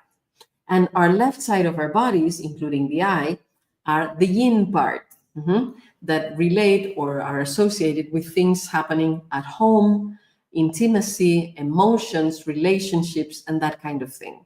Yeah. Now, because in many societies, historically, in many cultures, the things happening outside of the house have been assigned to men, and the things happening inside of the house have been assigned to women. For right-handed people, a right eye may be the eye with which we see the yang figures in our lives, father, brother, male partner, or sons. And the yin eye is the eye of seeing the women or the yin figures in our life. Mother, sister, female partner, or daughters. Now, for left-handed people, it's the other way around. Their right eye is the yang eye, and their the right eye is their yin eye. Okay? Now, if you have an amblyopic eye, an eye that is lazy, that the brain is not considering the information from that eye, rather, then it means that there's something challenging in that area of your life that is difficult to see. So your brain would rather not take into account that information rather than having to face the pain, the psychological pain that it would cause to see that clearly. Yeah, at the moment when the symptom starts. But years after, you're probably grown up and you can, of course, get back to that and see that and solve that and recover your eyesight. Now, amblyopia is often paired with strabismus. Sometimes the strabismus has other causes, but very often amblyopia or lazy eye go together with strabismus. But there's a nuance with strabismus. There's other meanings too. So strabismus could be convergent and it could be divergent. Yeah. So when strabismus is convergent, and strabismus and amblyopia are more common in childhood. So it's as if the child is feeling guilty about something, usually about the parents having arguments or separating or divorcing or something like that. And so if you are the parent of a child with strabismus, you need to make that child understand that he or she needn't become or feel guilty or responsible for whatever is happening among the adults. It could be something else, but this is something common. you need to take away the responsibility that the child is taking onto themselves that they don't need to. And if the strabismus is divergent, the feeling of the child is mom and dad are so different, their energies are so different, their points of view are so different, that if I connect with dad, I feel like I cannot connect with mom. And if I connect with mom, I feel like I cannot connect with dad, as if there was a loyalty choice that had to be made. And sometimes mom and dad are very different, but they get along perfectly together and they complement each other beautifully. So it's not about the reality of things, it's about the perception the child has about the things. Sometimes mom and dad are angry and they don't talk to each other and there's issues, but in any case, it's about the perception and the needs of the child. So if there's a child with divergent strabismus around you, or you have been that child, make that child understand, or understand yourself, that in any case, you're the product of the love that your parents had. Maybe they still have that love, maybe they don't, but at the time when you were conceived, you were the product of the love that your parents had for you. And as the product of their love, you always have the right to be connected to both of them. Yeah. And so create a safe space for the child to be able to connect with both parents. And Diana, without even asking for your permission, I put you on the spot. Yes. Because I know you had a strabismus, and so you can tell the story yourself if you want. Yes, of course. I had a convergent strabismus on my left eye, and that developed when I was 8 years old. I was beginning primary school, and now I know that strabismus at that time was the triggering symptoms for all the other symptoms I had, because I had a hyperopia, presbyopia, dry eye during my lifetime. But that strabismus at that time was so powerful that it stayed with me, inside me, because my eye went inside, but me, myself, went inside too, because something was happening in my life. And I understood that when I met Ainhoa, when I knew about the Wake Up Your Eyes course and the Clear Sight Method course too. It made sense to know about that emotion. At that time, my mother's father died, my grandfather died, and well, I was a little child, so I knew something very, very sad was happening, but I didn't want to show it or tell mom, because, well, she was suffering. So I said, okay, let's go inside and keep it to yourself. And I kept it for myself throughout my life. Then I understood that. I understood why that happened, and I could answer all the 3 questions you talked about in the translation technique, the symptom translation technique. Because it's very common for kids with strabismus to be bullied. I was the only one in the classroom with glasses and with patches all day. And strabismus is seen. Myopia is seen, or hyperopia, but strabismus is seen. You are going to talk about double vision too. Yeah. And I got double vision, and my classroom mate sitting next to me told the teacher, Diana is writing twice the things that you are writing on the blackboard. So I was living in well, now I understand that, but I was living in 2 words, and one word was very deep inside of me. So yeah, that's and a lot of things. I could be talking for hours. We don't have hours, but but yeah, but that's why I'm so fascinated with this course.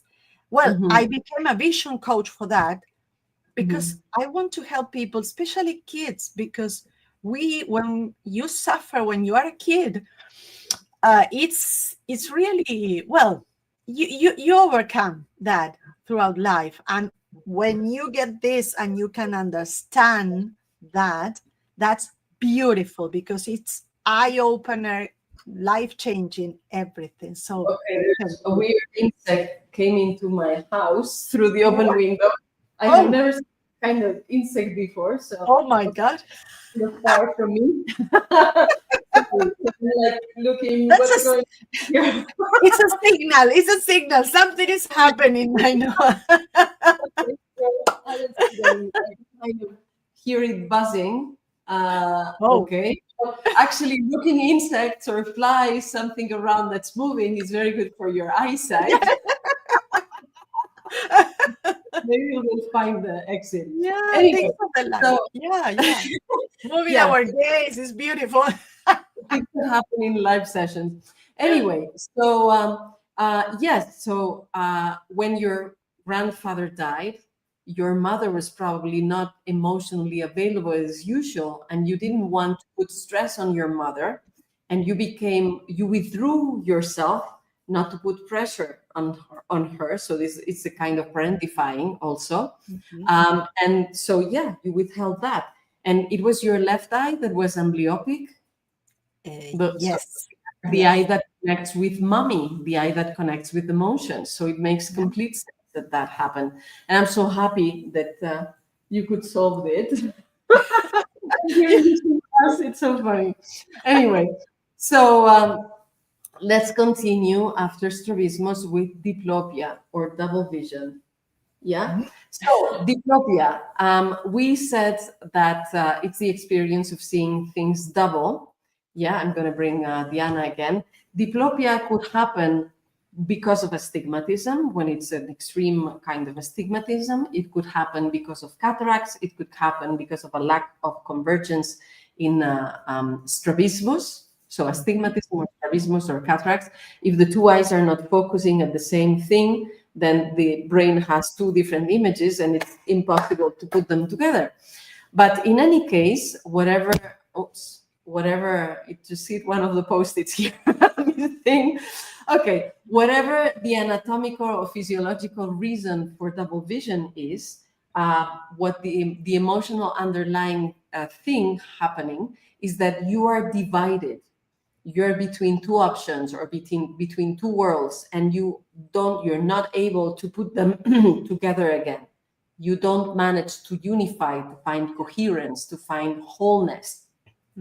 One example, for me, a very clear example, I had a student, I believe in 2019, of the ClearSight method with double vision. And she had an amazing job in London. She was well paid. The work was fascinating. She was being really recognized for her work. So she was extremely happy about her work. And she was from Spain, and her whole family was in Spain. And she was feeling terribly alone and missed her family so much that she felt divided between the work of her dreams and being with her family and being happy emotionally. So I was telling her about maybe some workarounds that she could do. Well, this was before COVID. So maybe with COVID, she kind of managed to negotiate to be able to work from home or work from distance or travel back and forth. I told her that she could also look for an equivalent job, maybe in another company that would have like jobs in Spain. For example, Pamela works in Costa Rica. Now she's going to work with the same company, but in Spain. So sometimes these things can happen, right? So anyway, so she in any case needed to be able to put together her dream job with being with her family so that she could see unified again.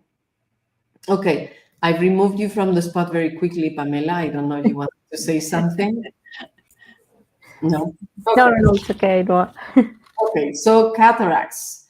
So somebody was actually asking about cataracts earlier. So I think it was even Margarita Rose.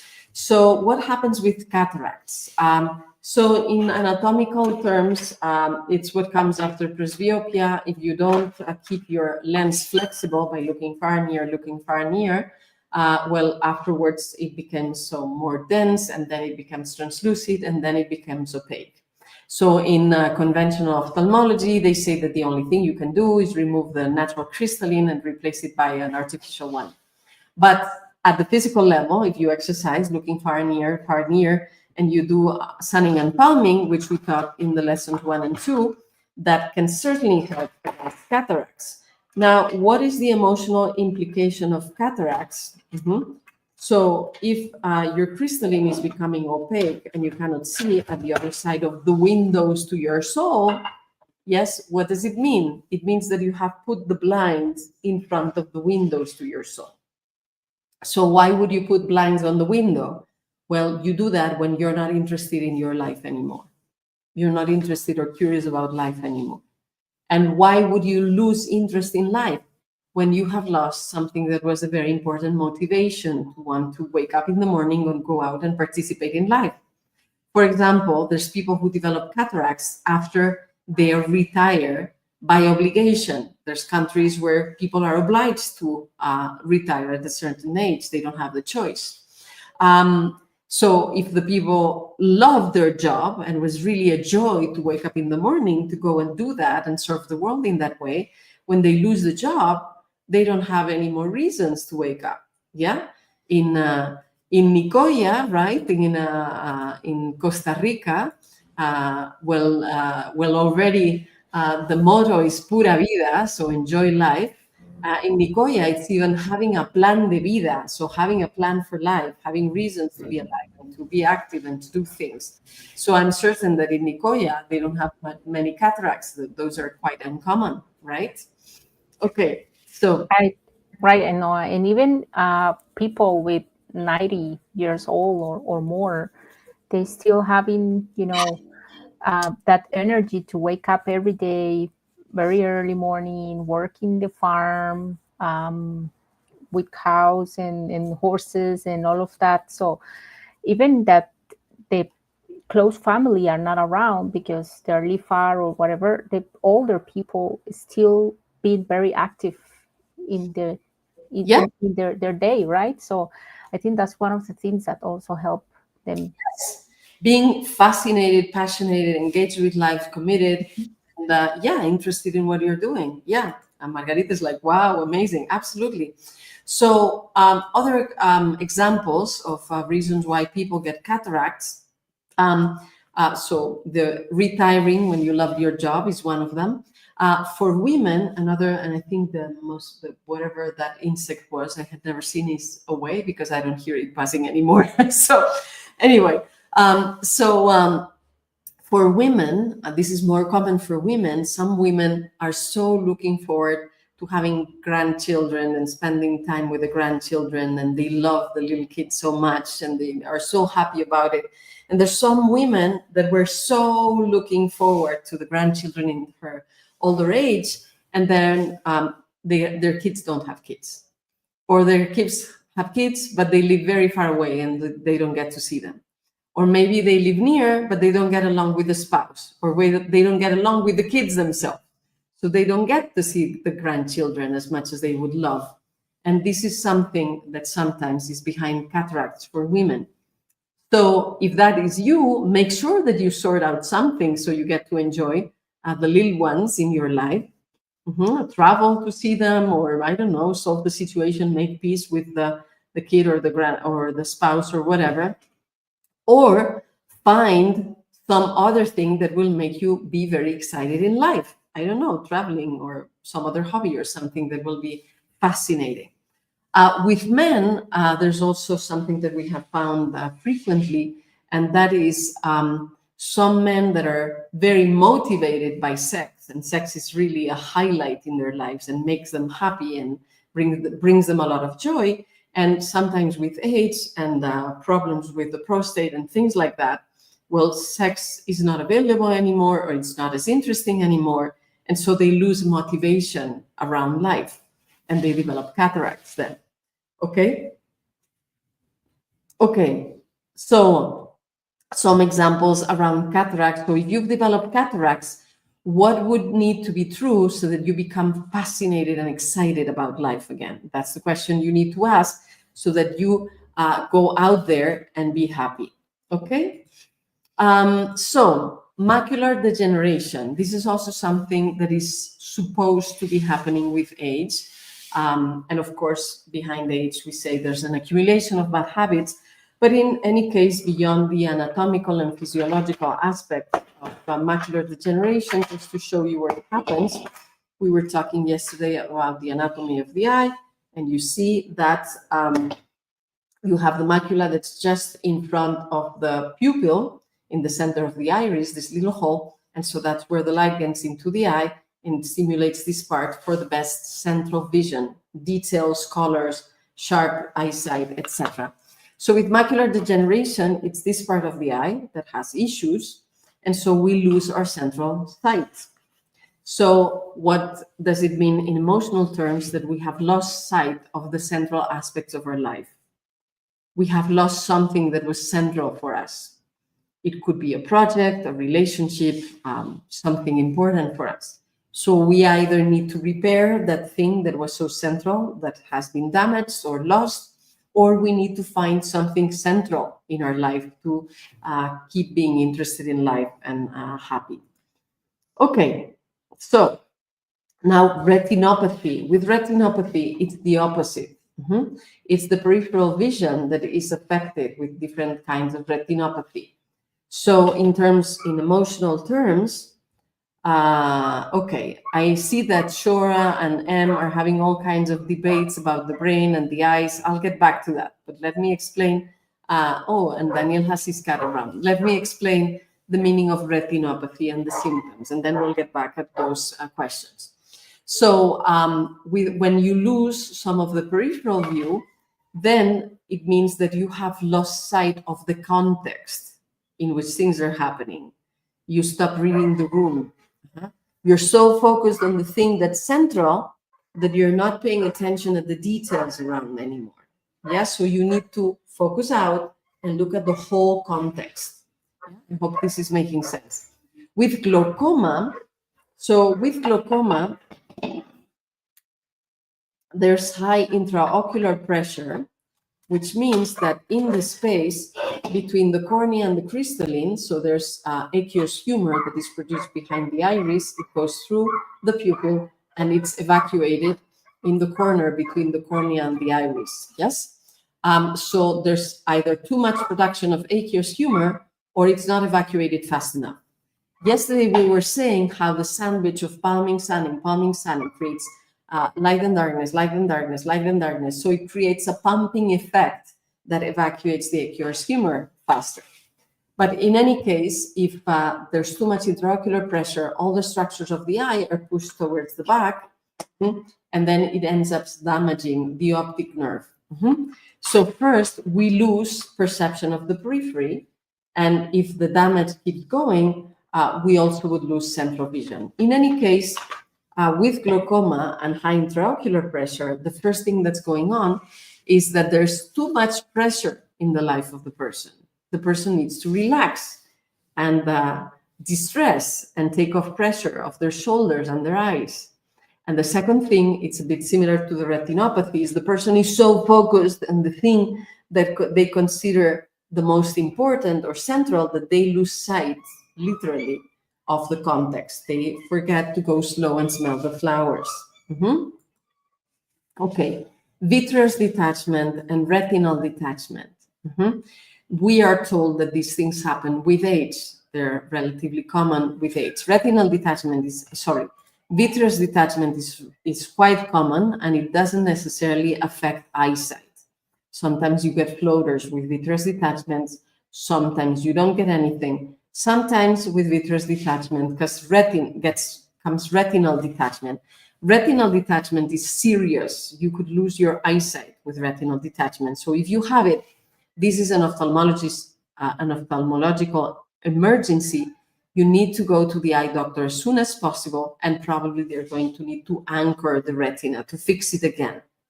Okay, once it's fixed again, we can help the eyesight to recover and improve with natural vision improvement. But in any case, what is the emotion that's behind vitreous detachment and retinal detachment? Well, as we age, there is a process of detachment that happens naturally. there's things that we need to learn to let go of. Sometimes it's people, sometimes it's jobs, sometimes it's situations, sometimes it's body functions, until we have the greatest detachment of all, which is detaching from our physical body, or dying. At some point we detach from the physical body, and we detach from this life, we detach from this reality. And this is a natural process, but some people live it with more ease or flexibility, and some people do not do the grieving process, and they hold on to things that they need to learn to let go of. So the vitreous detachment and the retinal detachment happen when we don't grieve things that we need to let go of. Often behind the retinal detachment, there's an important loss of an important person. Dad dies, for example, or mom dies, or there's a big divorce or something like that. Yeah, you lose something that you were attached to, and that is very difficult to let go of. So you need to grieve so that you can also heal from the retinal detachment. Okay. Eye fatigue. So this is also a quite common symptom nowadays, not as dramatic as the ones we were speaking about before. It doesn't necessarily threat your eyesight as a whole. But so what is eye fatigue? What is behind eye fatigue? Well, you're fatigued or tired or bored of whatever thing you're requiring your eyes to do all the time that they don't want to do. And in life, we have different priorities at different times. So maybe there's a moment in which we're very interested by our job and being in front of the computer and doing a lot of things. And maybe after a number of years, we're bored and fatigued and tired of that, and we would rather go walking in a park and smelling the flowers and seeing the birds and talking with a friend. Anyway, if your eyes are fatigued, they're telling you they need a break and they need a rest. You can give them a break and a rest, of course, with palming, sunning, going outdoors, playing fun games. But if this is constant, maybe you need to consider that you need a change of life, a change of lifestyle as a whole, so that your eyes are happy with what they're seeing and what they're experiencing. Okay, dry eye and watery eye. Dry eyes are more and more common also nowadays. And on the lesson 1 live, we told you that you could blink and yawn, right? And laugh and cry and stretch and moan and also have a humidifier. But in emotional terms, when there's not enough tears or too many tears, it's talking about a relationship with sadness. When you have dry eye or watery eye, maybe you haven't cried the things that you needed to cry. So your eye is withholding the tears, or is crying so that you realize that you need to do the crying. It's crying for you because you haven't cried. Very often I have found that behind the dry eye, there's a situation like this. Dad died, and because you wanted to hold mom so that mom wouldn't crumble, you make yourself strong and you don't cry. But guess what? It was your dad. You're also sad. You also lost someone important to you. So maybe with your mom you can show strong, but maybe when you're in the toilet or with your spouse or with a friend, you can allow yourself to dry. Okay. Yes, that's me to dry eye, thinking it's allergy. Well, maybe it's allergy, but maybe you can also consider when it started, the dry eye, what was going on at that time, and maybe you were holding some emotions that you needed to let go. The eyes have 2 functions, seeing and expressing emotions. And when we inhibit one of those 2, for example, expressing emotions like crying, then seeing is also inhibited. So you need to allow both functions in the eyes. Okay, so you cry a lot, good, but it could be that you didn't mourn your parents' divorce. Okay, it could be. So maybe you can make space for that, and then the humidity in your eyes can regulate. Okay, I have put together these 3 symptoms that in anatomical, physiological terms, they're not necessarily related because they're not caused by the same reasons or agents, but in terms of emotions, they're different degrees of the same things. Behind an inflammation or anything that itches in the body or any itis, there is held anger. Okay, a conjunctivitis can last a couple days, so you're angry for something that happened for a couple days. Itchy eyes, if it's a recurring thing, then you are often angry. And with pterygium, it's also about anger, but it has a different twist. Pterygium actually creates an alteration of the structure of the tissues in your eyes. So you are angry about something that is in the structure of society. And it's interesting that, for example, in Mexico, there's a lot more pterygium than in Spain. And if I look at society, there's a lot more social inequality in Mexico and a lot more social violence in Mexico than in Spain, a lot more gender differences in Mexico than in Spain. So I could understand why there's people here that look at society and they're very angry. They feel social injustice, and that's what's behind pterygium. Okay. Myodepsies or floaters. So we said that sometimes with vitreous detachment, you can get floaters, but floaters have their own emotional meaning. And in different languages, you'll see the floaters be called like flies, or there's spiders or spiders webs there, or there's like bugs there. So actually, literally, when you have floaters, it is that there's something bugging you. There's plenty of bugs bugging you. And what's bugging you, it could be people, it could be situations, it could be your own thoughts. But whatever is bugging you, you need to put it aside. You need to get rid of it. And then the floaters will disappear. Okay. Photophobia or sensitivity to light. Yeah, photosensitivity. So the sun is an archetype of power. It's a very powerful entity. The sun is shining with its own light, whether there's clouds or not, whether there's the people at the beach or not, the sun is shining just the same, owning its own power. So people who are sensitive to the sunlight, they're either bothered by people who are well in their power and shining with their light, and or they don't dare to own their own power and shine their own light. And usually that's the reason why they're bothered by others, because they don't dare to shine their light. So besides sunning, that can get rid of the photophobia, you also need to own your power and be your person, be your own person, shine your own light. Styes. So when there's a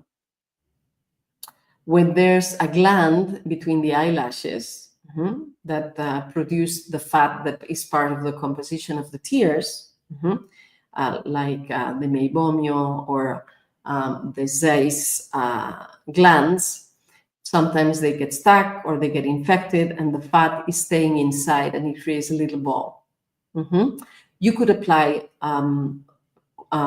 dry heat to make the fat melt, and then it can be reabsorbed or it can go out.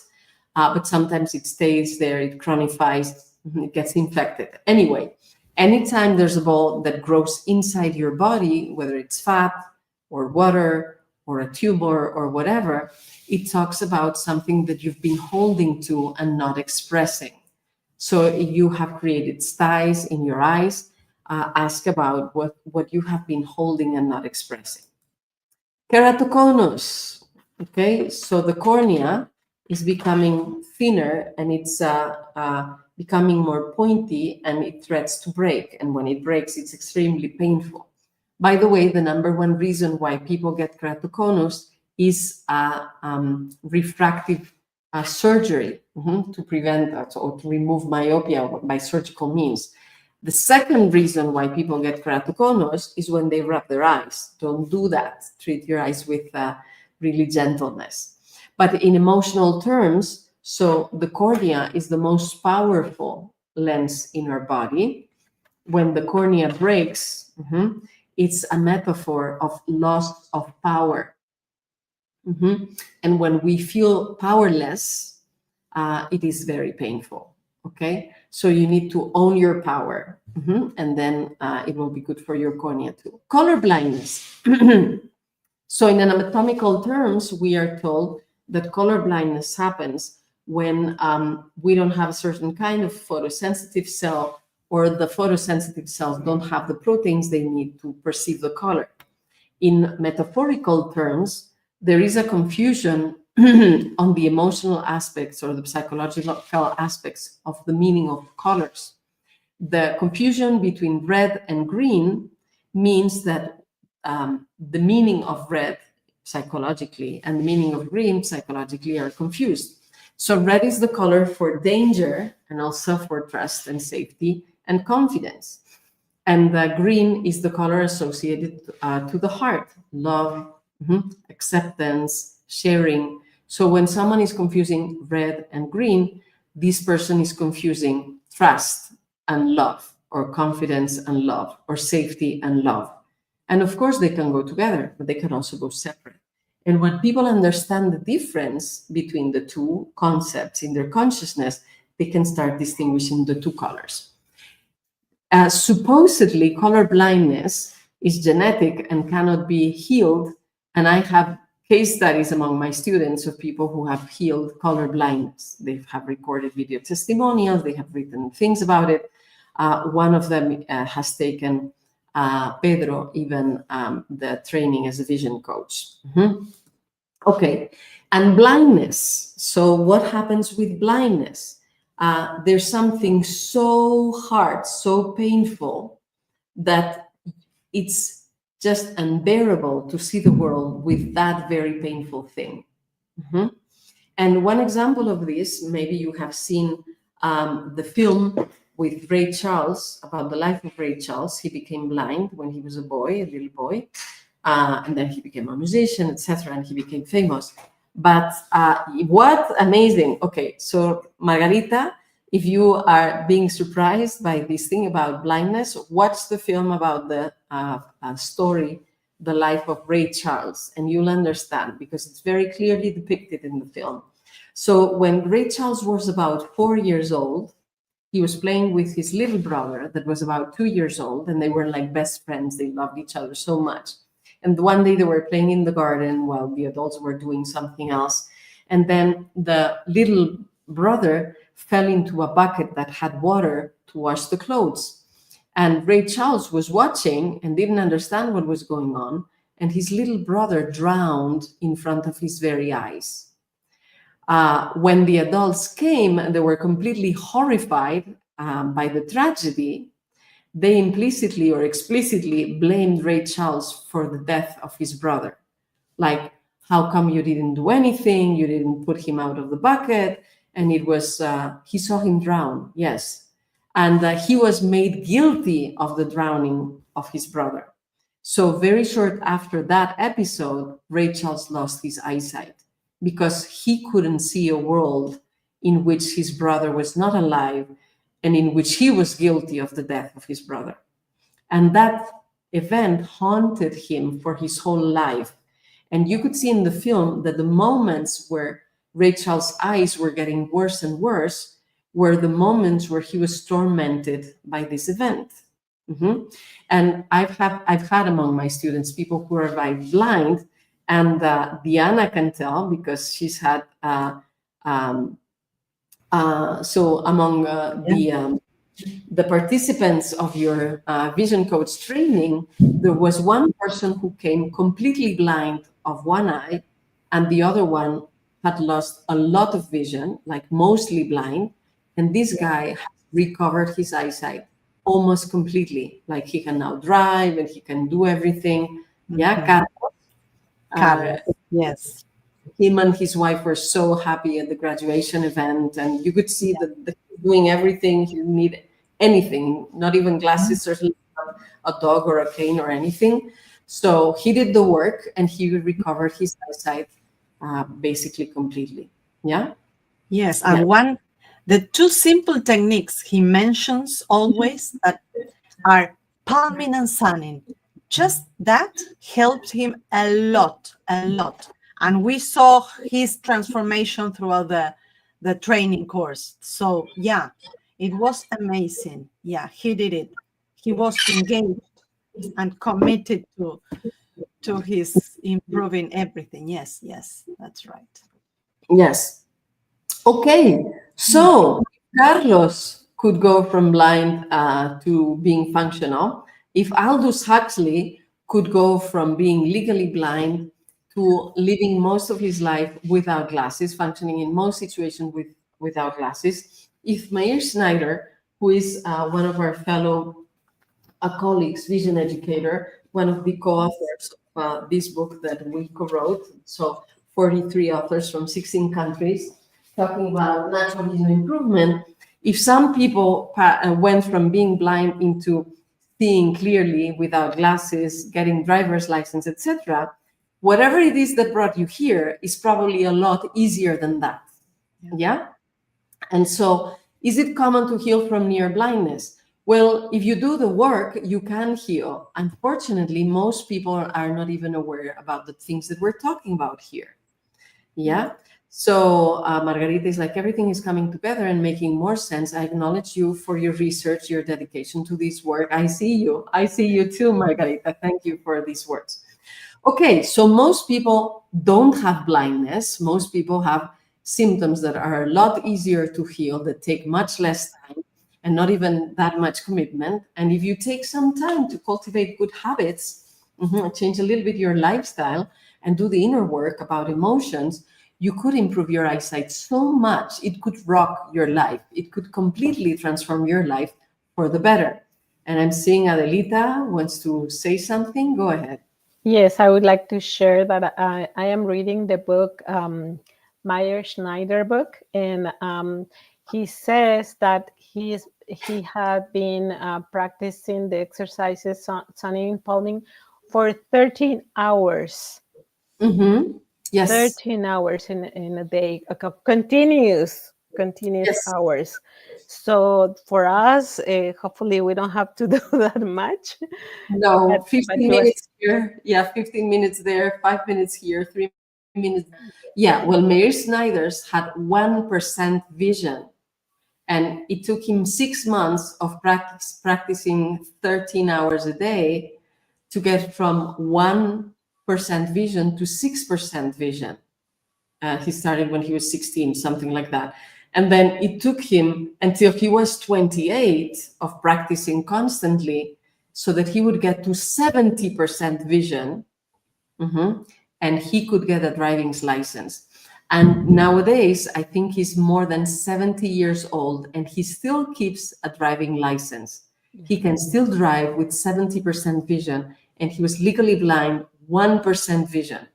So if someone as determined as Meir Snyder's could go from 1% vision to 70% vision and a life in which he can drive without glasses, people like us who have milder things like dry eye or astigmatism or presbyopia or hyperopia or myopia or whatever, we can certainly heal our eyes, and it's not going to take us 12 years. Yeah. It's going to take a few weeks, maybe a couple months. Okay. Maybe for some, a little bit more perseverance, and the months will be longer. But it can happen. It depends on you if you want to learn the techniques and apply them. Go ahead, Adelita. Yes, for me, I could share that after I met Dr. Ainhoa and these practices, 2 weeks after, I started seeing results.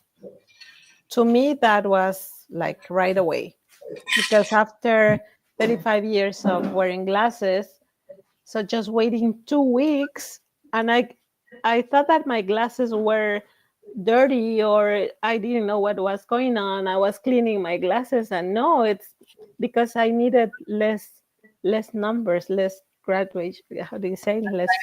Yeah. Diopters, yes. So I could tell right away that I was improving. So for me, it was wonderful. Okay, thank you, Adelita. So let me answer some common questions about the emotional causes. Oshora is asking you, Adelita, how often did you do palming and sunning to start seeing improvements in a couple of weeks? Very little in the day, maybe 3 times a day. And at the beginning, I have to tell you, I have to confess that at nights, I was thinking, oh my God, I have to do 5 minutes of palming. At the beginning, it was difficult, but little by little, I did more, like 10 minutes. And then I just said, I'm not going to worry about the clock. I did my palming. And when I saw the clock, it's been 20 minutes. So every time it was easier and easier. And I was enjoying it, and it was like a cycle because I was sleeping better. So that was another advantage. Yes. Absolutely. When you do sunning and palming, you sleep better and you're more awake during the day. And it really has other benefits, not just for your eyesight. And the weird bug is back in the house or something, or it never left. But anyway, I'll take care of that later. So let's answer common questions about the emotional causes. Yeah. So sometimes people ask, and what if the symptom is from birth? Well, guess what?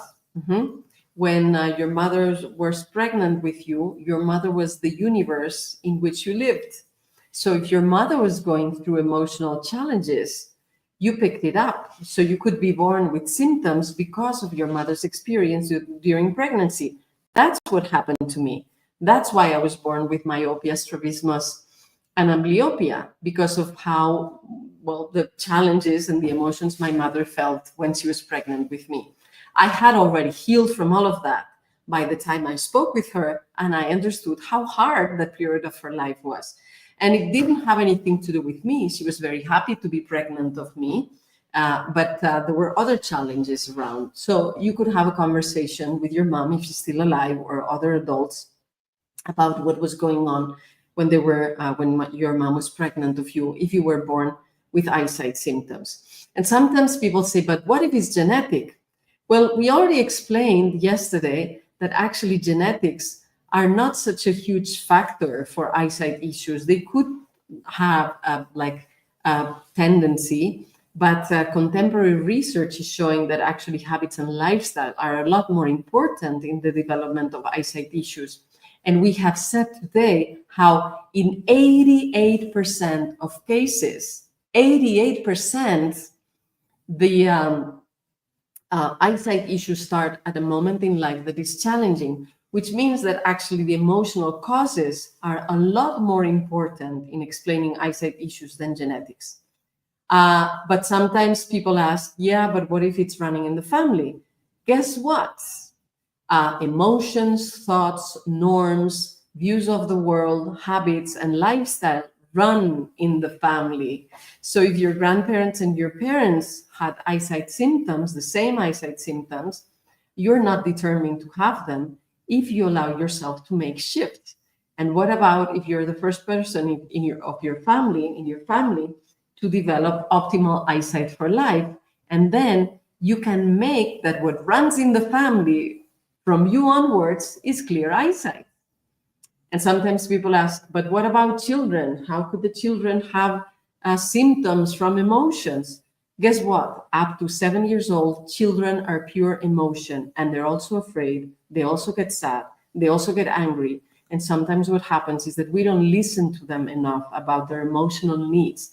We're telling them what to do and how to feel all the time. We're having huge expectations on them.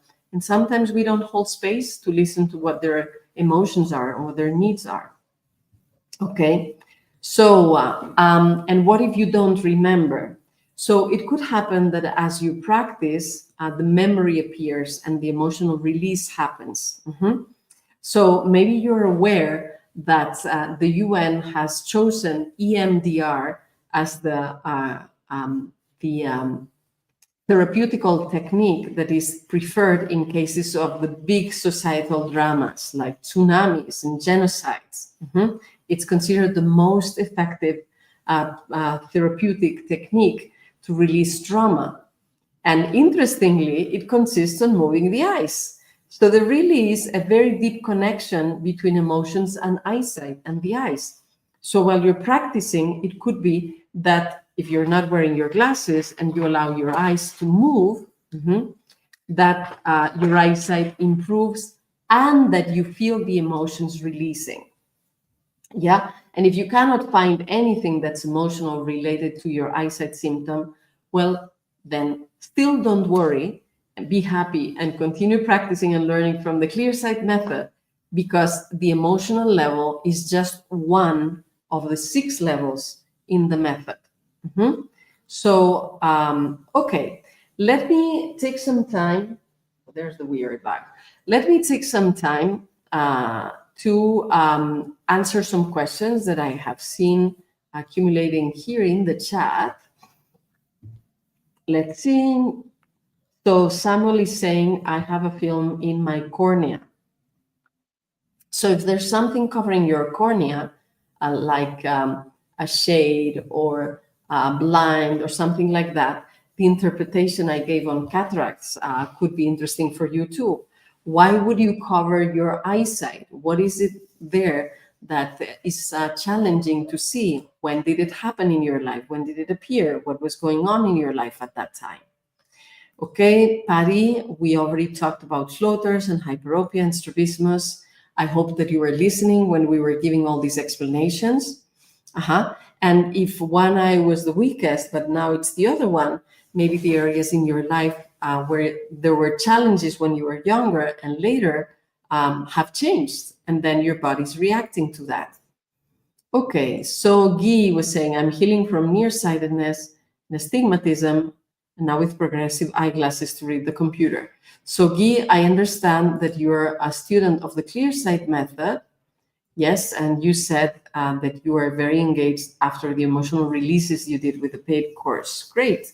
And you also said that you have improved, you're improving, which is really great. Okay, love to you, Margarita, also to LA. And I'm very happy, Martin, that you're meeting professional Spanish women. Okay, great. So Guy was talking also about the kaleidoscope practice. So that belongs to lesson number 2. If you didn't watch lesson number 2, make sure that you watch all the videos, the live sessions that have been recorded, so you have a larger picture of what we're offering here. Okay, and great that your practice is improving. John is asking for the video to be available via email. I suppose, Diana, you gave the link so people can register if they hadn't, so that they can get the videos and also the links to the lives, or maybe Diana, maybe Pamela. Okay, so Margarita was surprised that this research about emotional aspects on vision have been around since 1958. That's true. These were questions about the live chat. Well, anyway, we do read your comments, Shora, if you want to make some questions.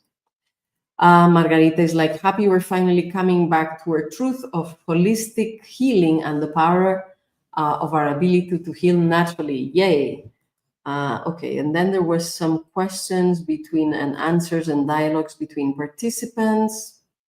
Okay, Margarita, also muscle tension. I used to get made fun of when I told others that eye exercises could fix and cure your eyesight and strengthen. Yes, they can. And there's over 100 years of proof of that. I'm so happy that science and technology has caught up with our past. Well, I don't know where you got these ideas from, but they're also scientifically proven. So congratulations. So you say, Margarita, that your daughter fell as an infant and has amblyopia in her right eye, blurry eyesight too.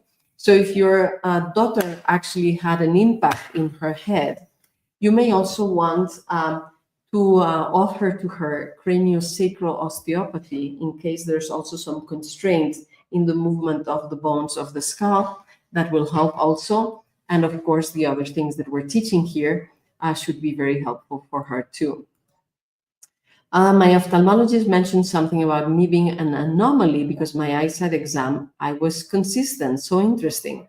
I love your insight and knowledge and take on this. Well, when a lot of us are the exception to the statistically normal, we generate another statistically normal, right? So let's do that, and let's make clear vision the norm from now and going onwards. So if emotions affect our physical health, then it's the same with our eye health. Absolutely. I have a friend who was an osteopath, and she knew that emotions impacted body parts, and she had never made the connection with the eyes, and now she became a natural vision coach. Because it was as if she was considering that the eyes were the exception of the rest of the body. And no, they're not. The same way that you can heal other parts of your body, you can heal your eyes. And the same way emotions store in other parts of your body, they also store in your eyes, and you can also release them and gain clarity. Okay, yes, Guy is saying the same. It's funny how we have these odd blind spots. I was very similar, mind, body, and the body doesn't include the eyes. It's so funny. Yeah, well, sometimes because we see the world from the eyes, and eyesight, it's such an important sense. It's as if we take for granted the organ that allows for eyesight, because we identify so much with it. Okay. Okay, so you were having some interesting conversations back and forth. I appreciate this call. I was felt, yeah, exactly. So you can heal the cataracts. Good. More. Yes. Okay, Patty was saying cataracts, floaters, photosensitivity, hyperopia. We covered all of them. What would you say about amblyopia that appears to happen at birth and generational? Well, it would be interesting to see if it's always the same eye. So let's say that generation after generation, people are born with their left lazy eye and they're all right-handed. Then it means that in that family, it's difficult for people to see emotions, to become intimate, and to have close relationships. I'm getting also aware of the bugs around me. Anyway, so in that family, there is no space created for intimacy, emotions, and close relationships. And it's like a social norm in the family. So that's always challenging for everyone to see that. And maybe it was the right eye, but anyway, something of the like. If you want, we can exchange on that because we have each other's WhatsApp and we could go deeper there. Okay. And now Guy is saying like, wow, they blame my glasses on reading, not the emotional trauma of school. We need to make this information available for everyone so that we're not looking at the wrong causes. So, Shora, do you suggest to get a professional's help if the issues are very deep and one may not be able to overcome them on their own?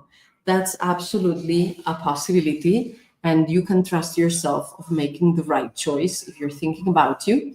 Now, in the ClearSight method, in the advanced program, we offer a number of healing techniques, also of emotional release, that are extremely effective for eyesight issues in most cases.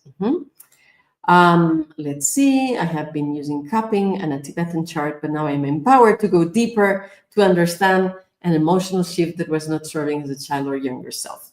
Good for you. Very, very good. Okay. So people were happy about explanations. And let me see what more. On the table, we already mentioned this, right? About your daughter hitting her head and the amblyopia. So now there was this issues going back and forth between the brain hemispheres and the eyes. So we have our left hemisphere that controls the right side of the body. The left hemisphere is the rational, the logical, the analytical, the one that understands time like before, now, and after.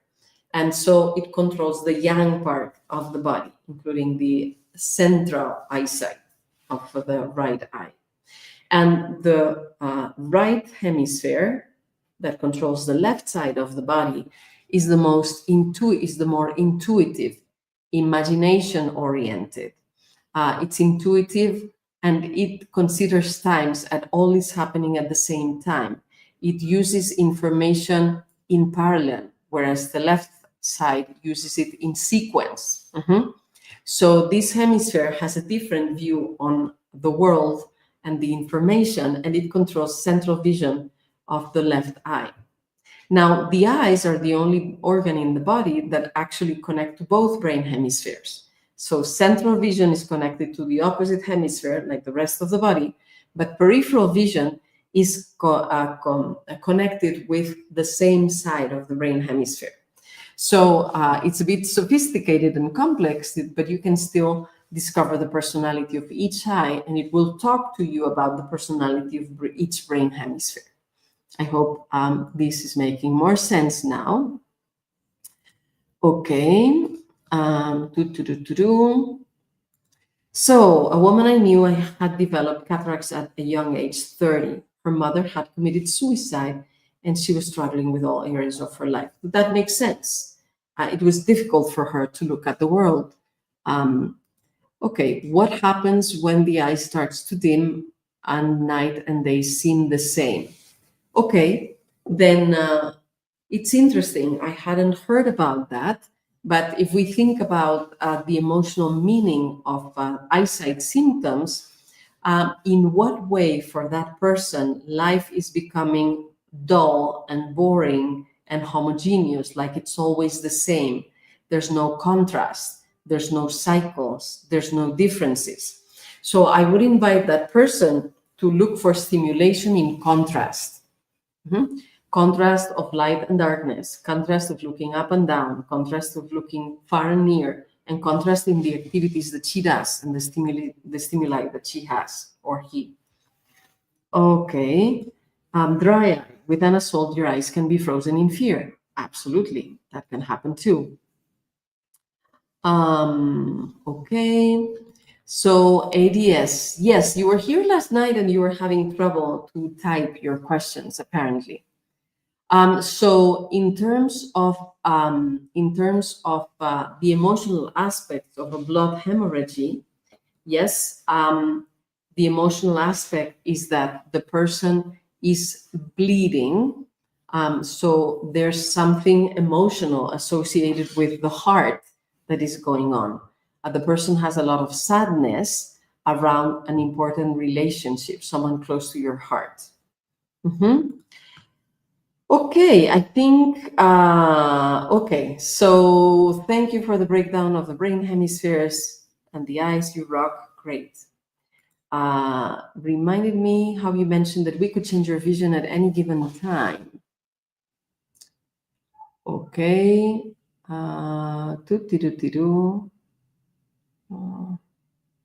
Yes, I see that. You were talking about that last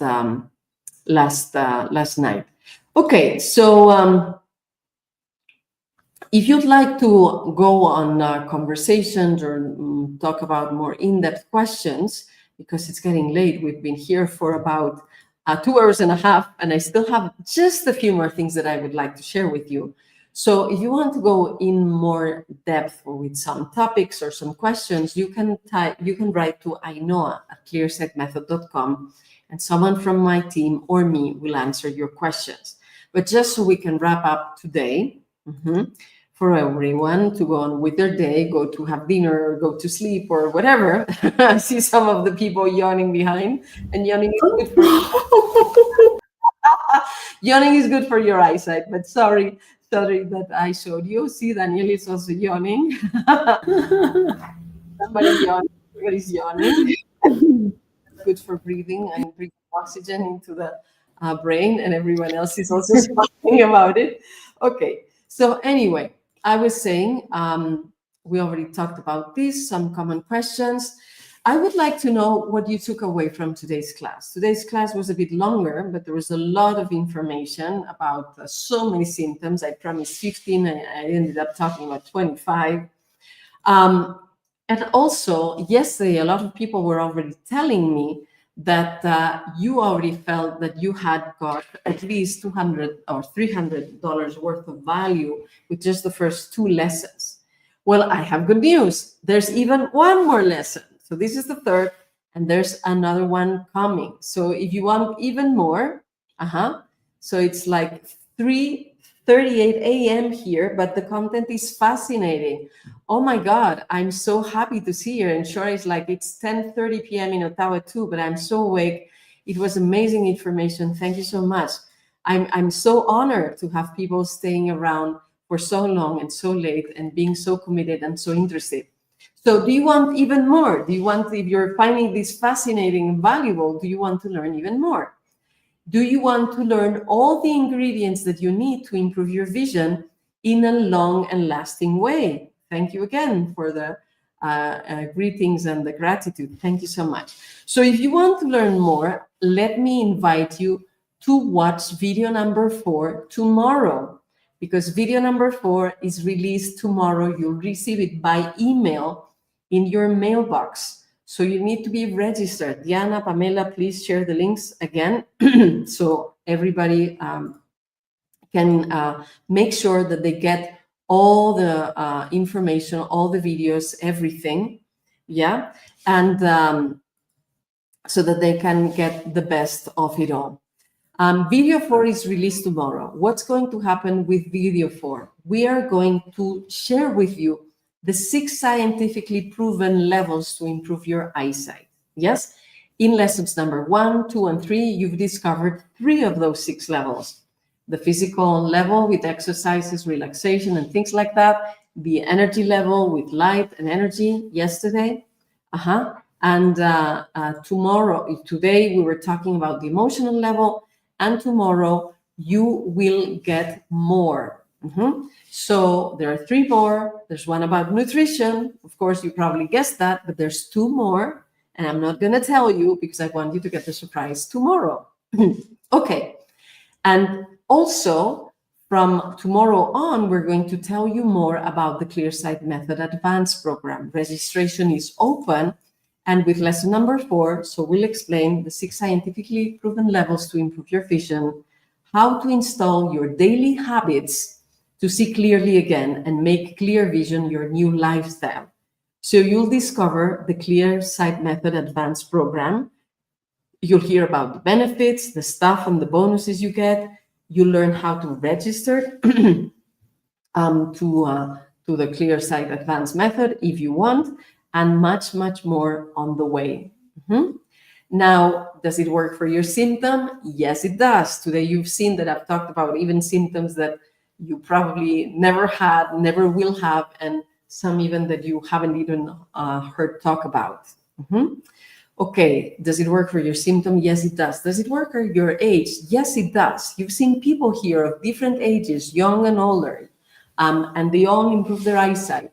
I've been teaching natural vision improvement at a service in the university that serves retired people in their 60s, 70s, 80s, 90s.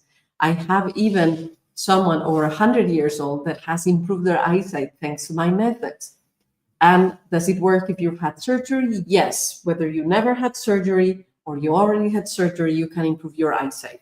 As long as you have the eyeballs in the socket and the eyes are connected to your brain with your optic nerve, you can improve your eyesight naturally. So the question is, if you want to create the habit of seeing clearly every day, every single day. And I'm seeing that, well, with these motivated people that are at 3:30 a.m. or 10:30 p.m. and so happy, so inspired, so enthused by what we're doing. I think, and they're like, I wouldn't miss it. And they're getting value like more like 1,000+ values because the glasses are 1,200 a pair. Absolutely. I'm going to come back to that. But the thing is, if you want to see clearly every day, if you want to make that choice, imagine how you will feel seeing clearly every day again. Imagine how you will feel if with age you see every time better instead of seeing worse and worse. How will you feel in a year, in 5 years, in 10 years, seeing better and better instead of worse and worse? Because for people who don't know this information, the conventional way is that at 40, you get presbyopia. At 50, you get cataracts. At 70, you get glaucoma. At 80, you get macular degeneration. And then you go blind. We don't want that for you. You can have optimal eyesight for life. If you learn the right information, you do the practices, you change your habits, you change your lifestyle, you can be so excitedly happy to have amazing eyesight for life, and how it will impact your family. Because if you're the first person in the family showing how it's possible to see clearly for your life, you'll become a role model, a beacon of light. You'll inspire other people to take care of their eyes and improve their eyesight. Like at some point in time after the World War, 7,000 soldiers taught their families how to brush their teeth. And nowadays we brush our teeth between 1 and 3 times a day, and we're taking care of our teeth. So be the inspiring person enrolling your family to have optimal eyesight for life. Imagine that. What a gift it would be for everyone that you care for. And what if you do nothing? If you do nothing, I just said it, we know how the story goes. Presbyopia at 40, cataracts at 50, glaucoma at 60, macular degeneration at 70. That's not what you want. So take your responsibility, take this in your hands, and take the next step. So now the question is, are you interested or engaged? If you're engaged, you'll come back tomorrow, you'll watch video 4, and I remind you that the live of video 4, it's not going to happen tomorrow, it will happen on Saturday, okay? Saturday, we will meet in Zoom, 10 a.m. PST time, 12 noon Central Time, 1 p.m. New York time, which is 6 p.m. London, Dublin, Lisbon, 7 p.m. Amsterdam, Berlin, Rome, Paris, Madrid, okay? And I have good news. Tomorrow, when we release video 4, you're going to discover a great offer. At this moment, I'm offering the Clearsight method, the advanced program, at 50% of its retail price. And you were saying that this is the value of more like $1,000 or $1,200 because that's what your glasses cost. Well, I'm telling you that the Clearsight method costs about what one visit to an eye doctor costs in the United States, and you'll save so many visits. It costs about 1/3 of what a pair of glasses costs. It costs about 1/10 of what a surgery for your eyes costs. So it's really a no-brainer. You can use this for the rest of your life, and you can share it with your family. And if you want to stay with the information we're giving for free, we're very happy to. That's what we're here for. This is my vision, mission, purpose. Everyone here is doing this wholeheartedly. If this was enough for you, great. Enjoy it, share it, make the most out of it. But if you want to take the next step, if you think that you need more help or more time, or that you would do better in a process where there's other people with you, surrounding you, making sure that you go forward with all of this, then the Clearsight method may be an amazing opportunity for you. And the registration will only be open for a few days, yes? So if this is something important for you, then make sure that you watch video 4 tomorrow, that you come to our live on Saturday, and that you take the next step in the few days that the registration is going to be open. In any case, congratulations. Congratulations for being here. Thank you for your lovely comments also. You're doing great. You're showing that you're a committed person, engaged, betting on your health, your well-being, your eyesight. Thank you for being also so generous with your gratefulness and with your time. I'm so happy that I will be seeing you for lesson 4. So take care, be happy, enjoy the beauty of life, and I'll see you tomorrow, or actually you'll see me, and you'll see me better and better. And for everyone who is here in the backstage, thank you everyone. Bye-bye. See you more tomorrow in lesson 4. Bye-bye.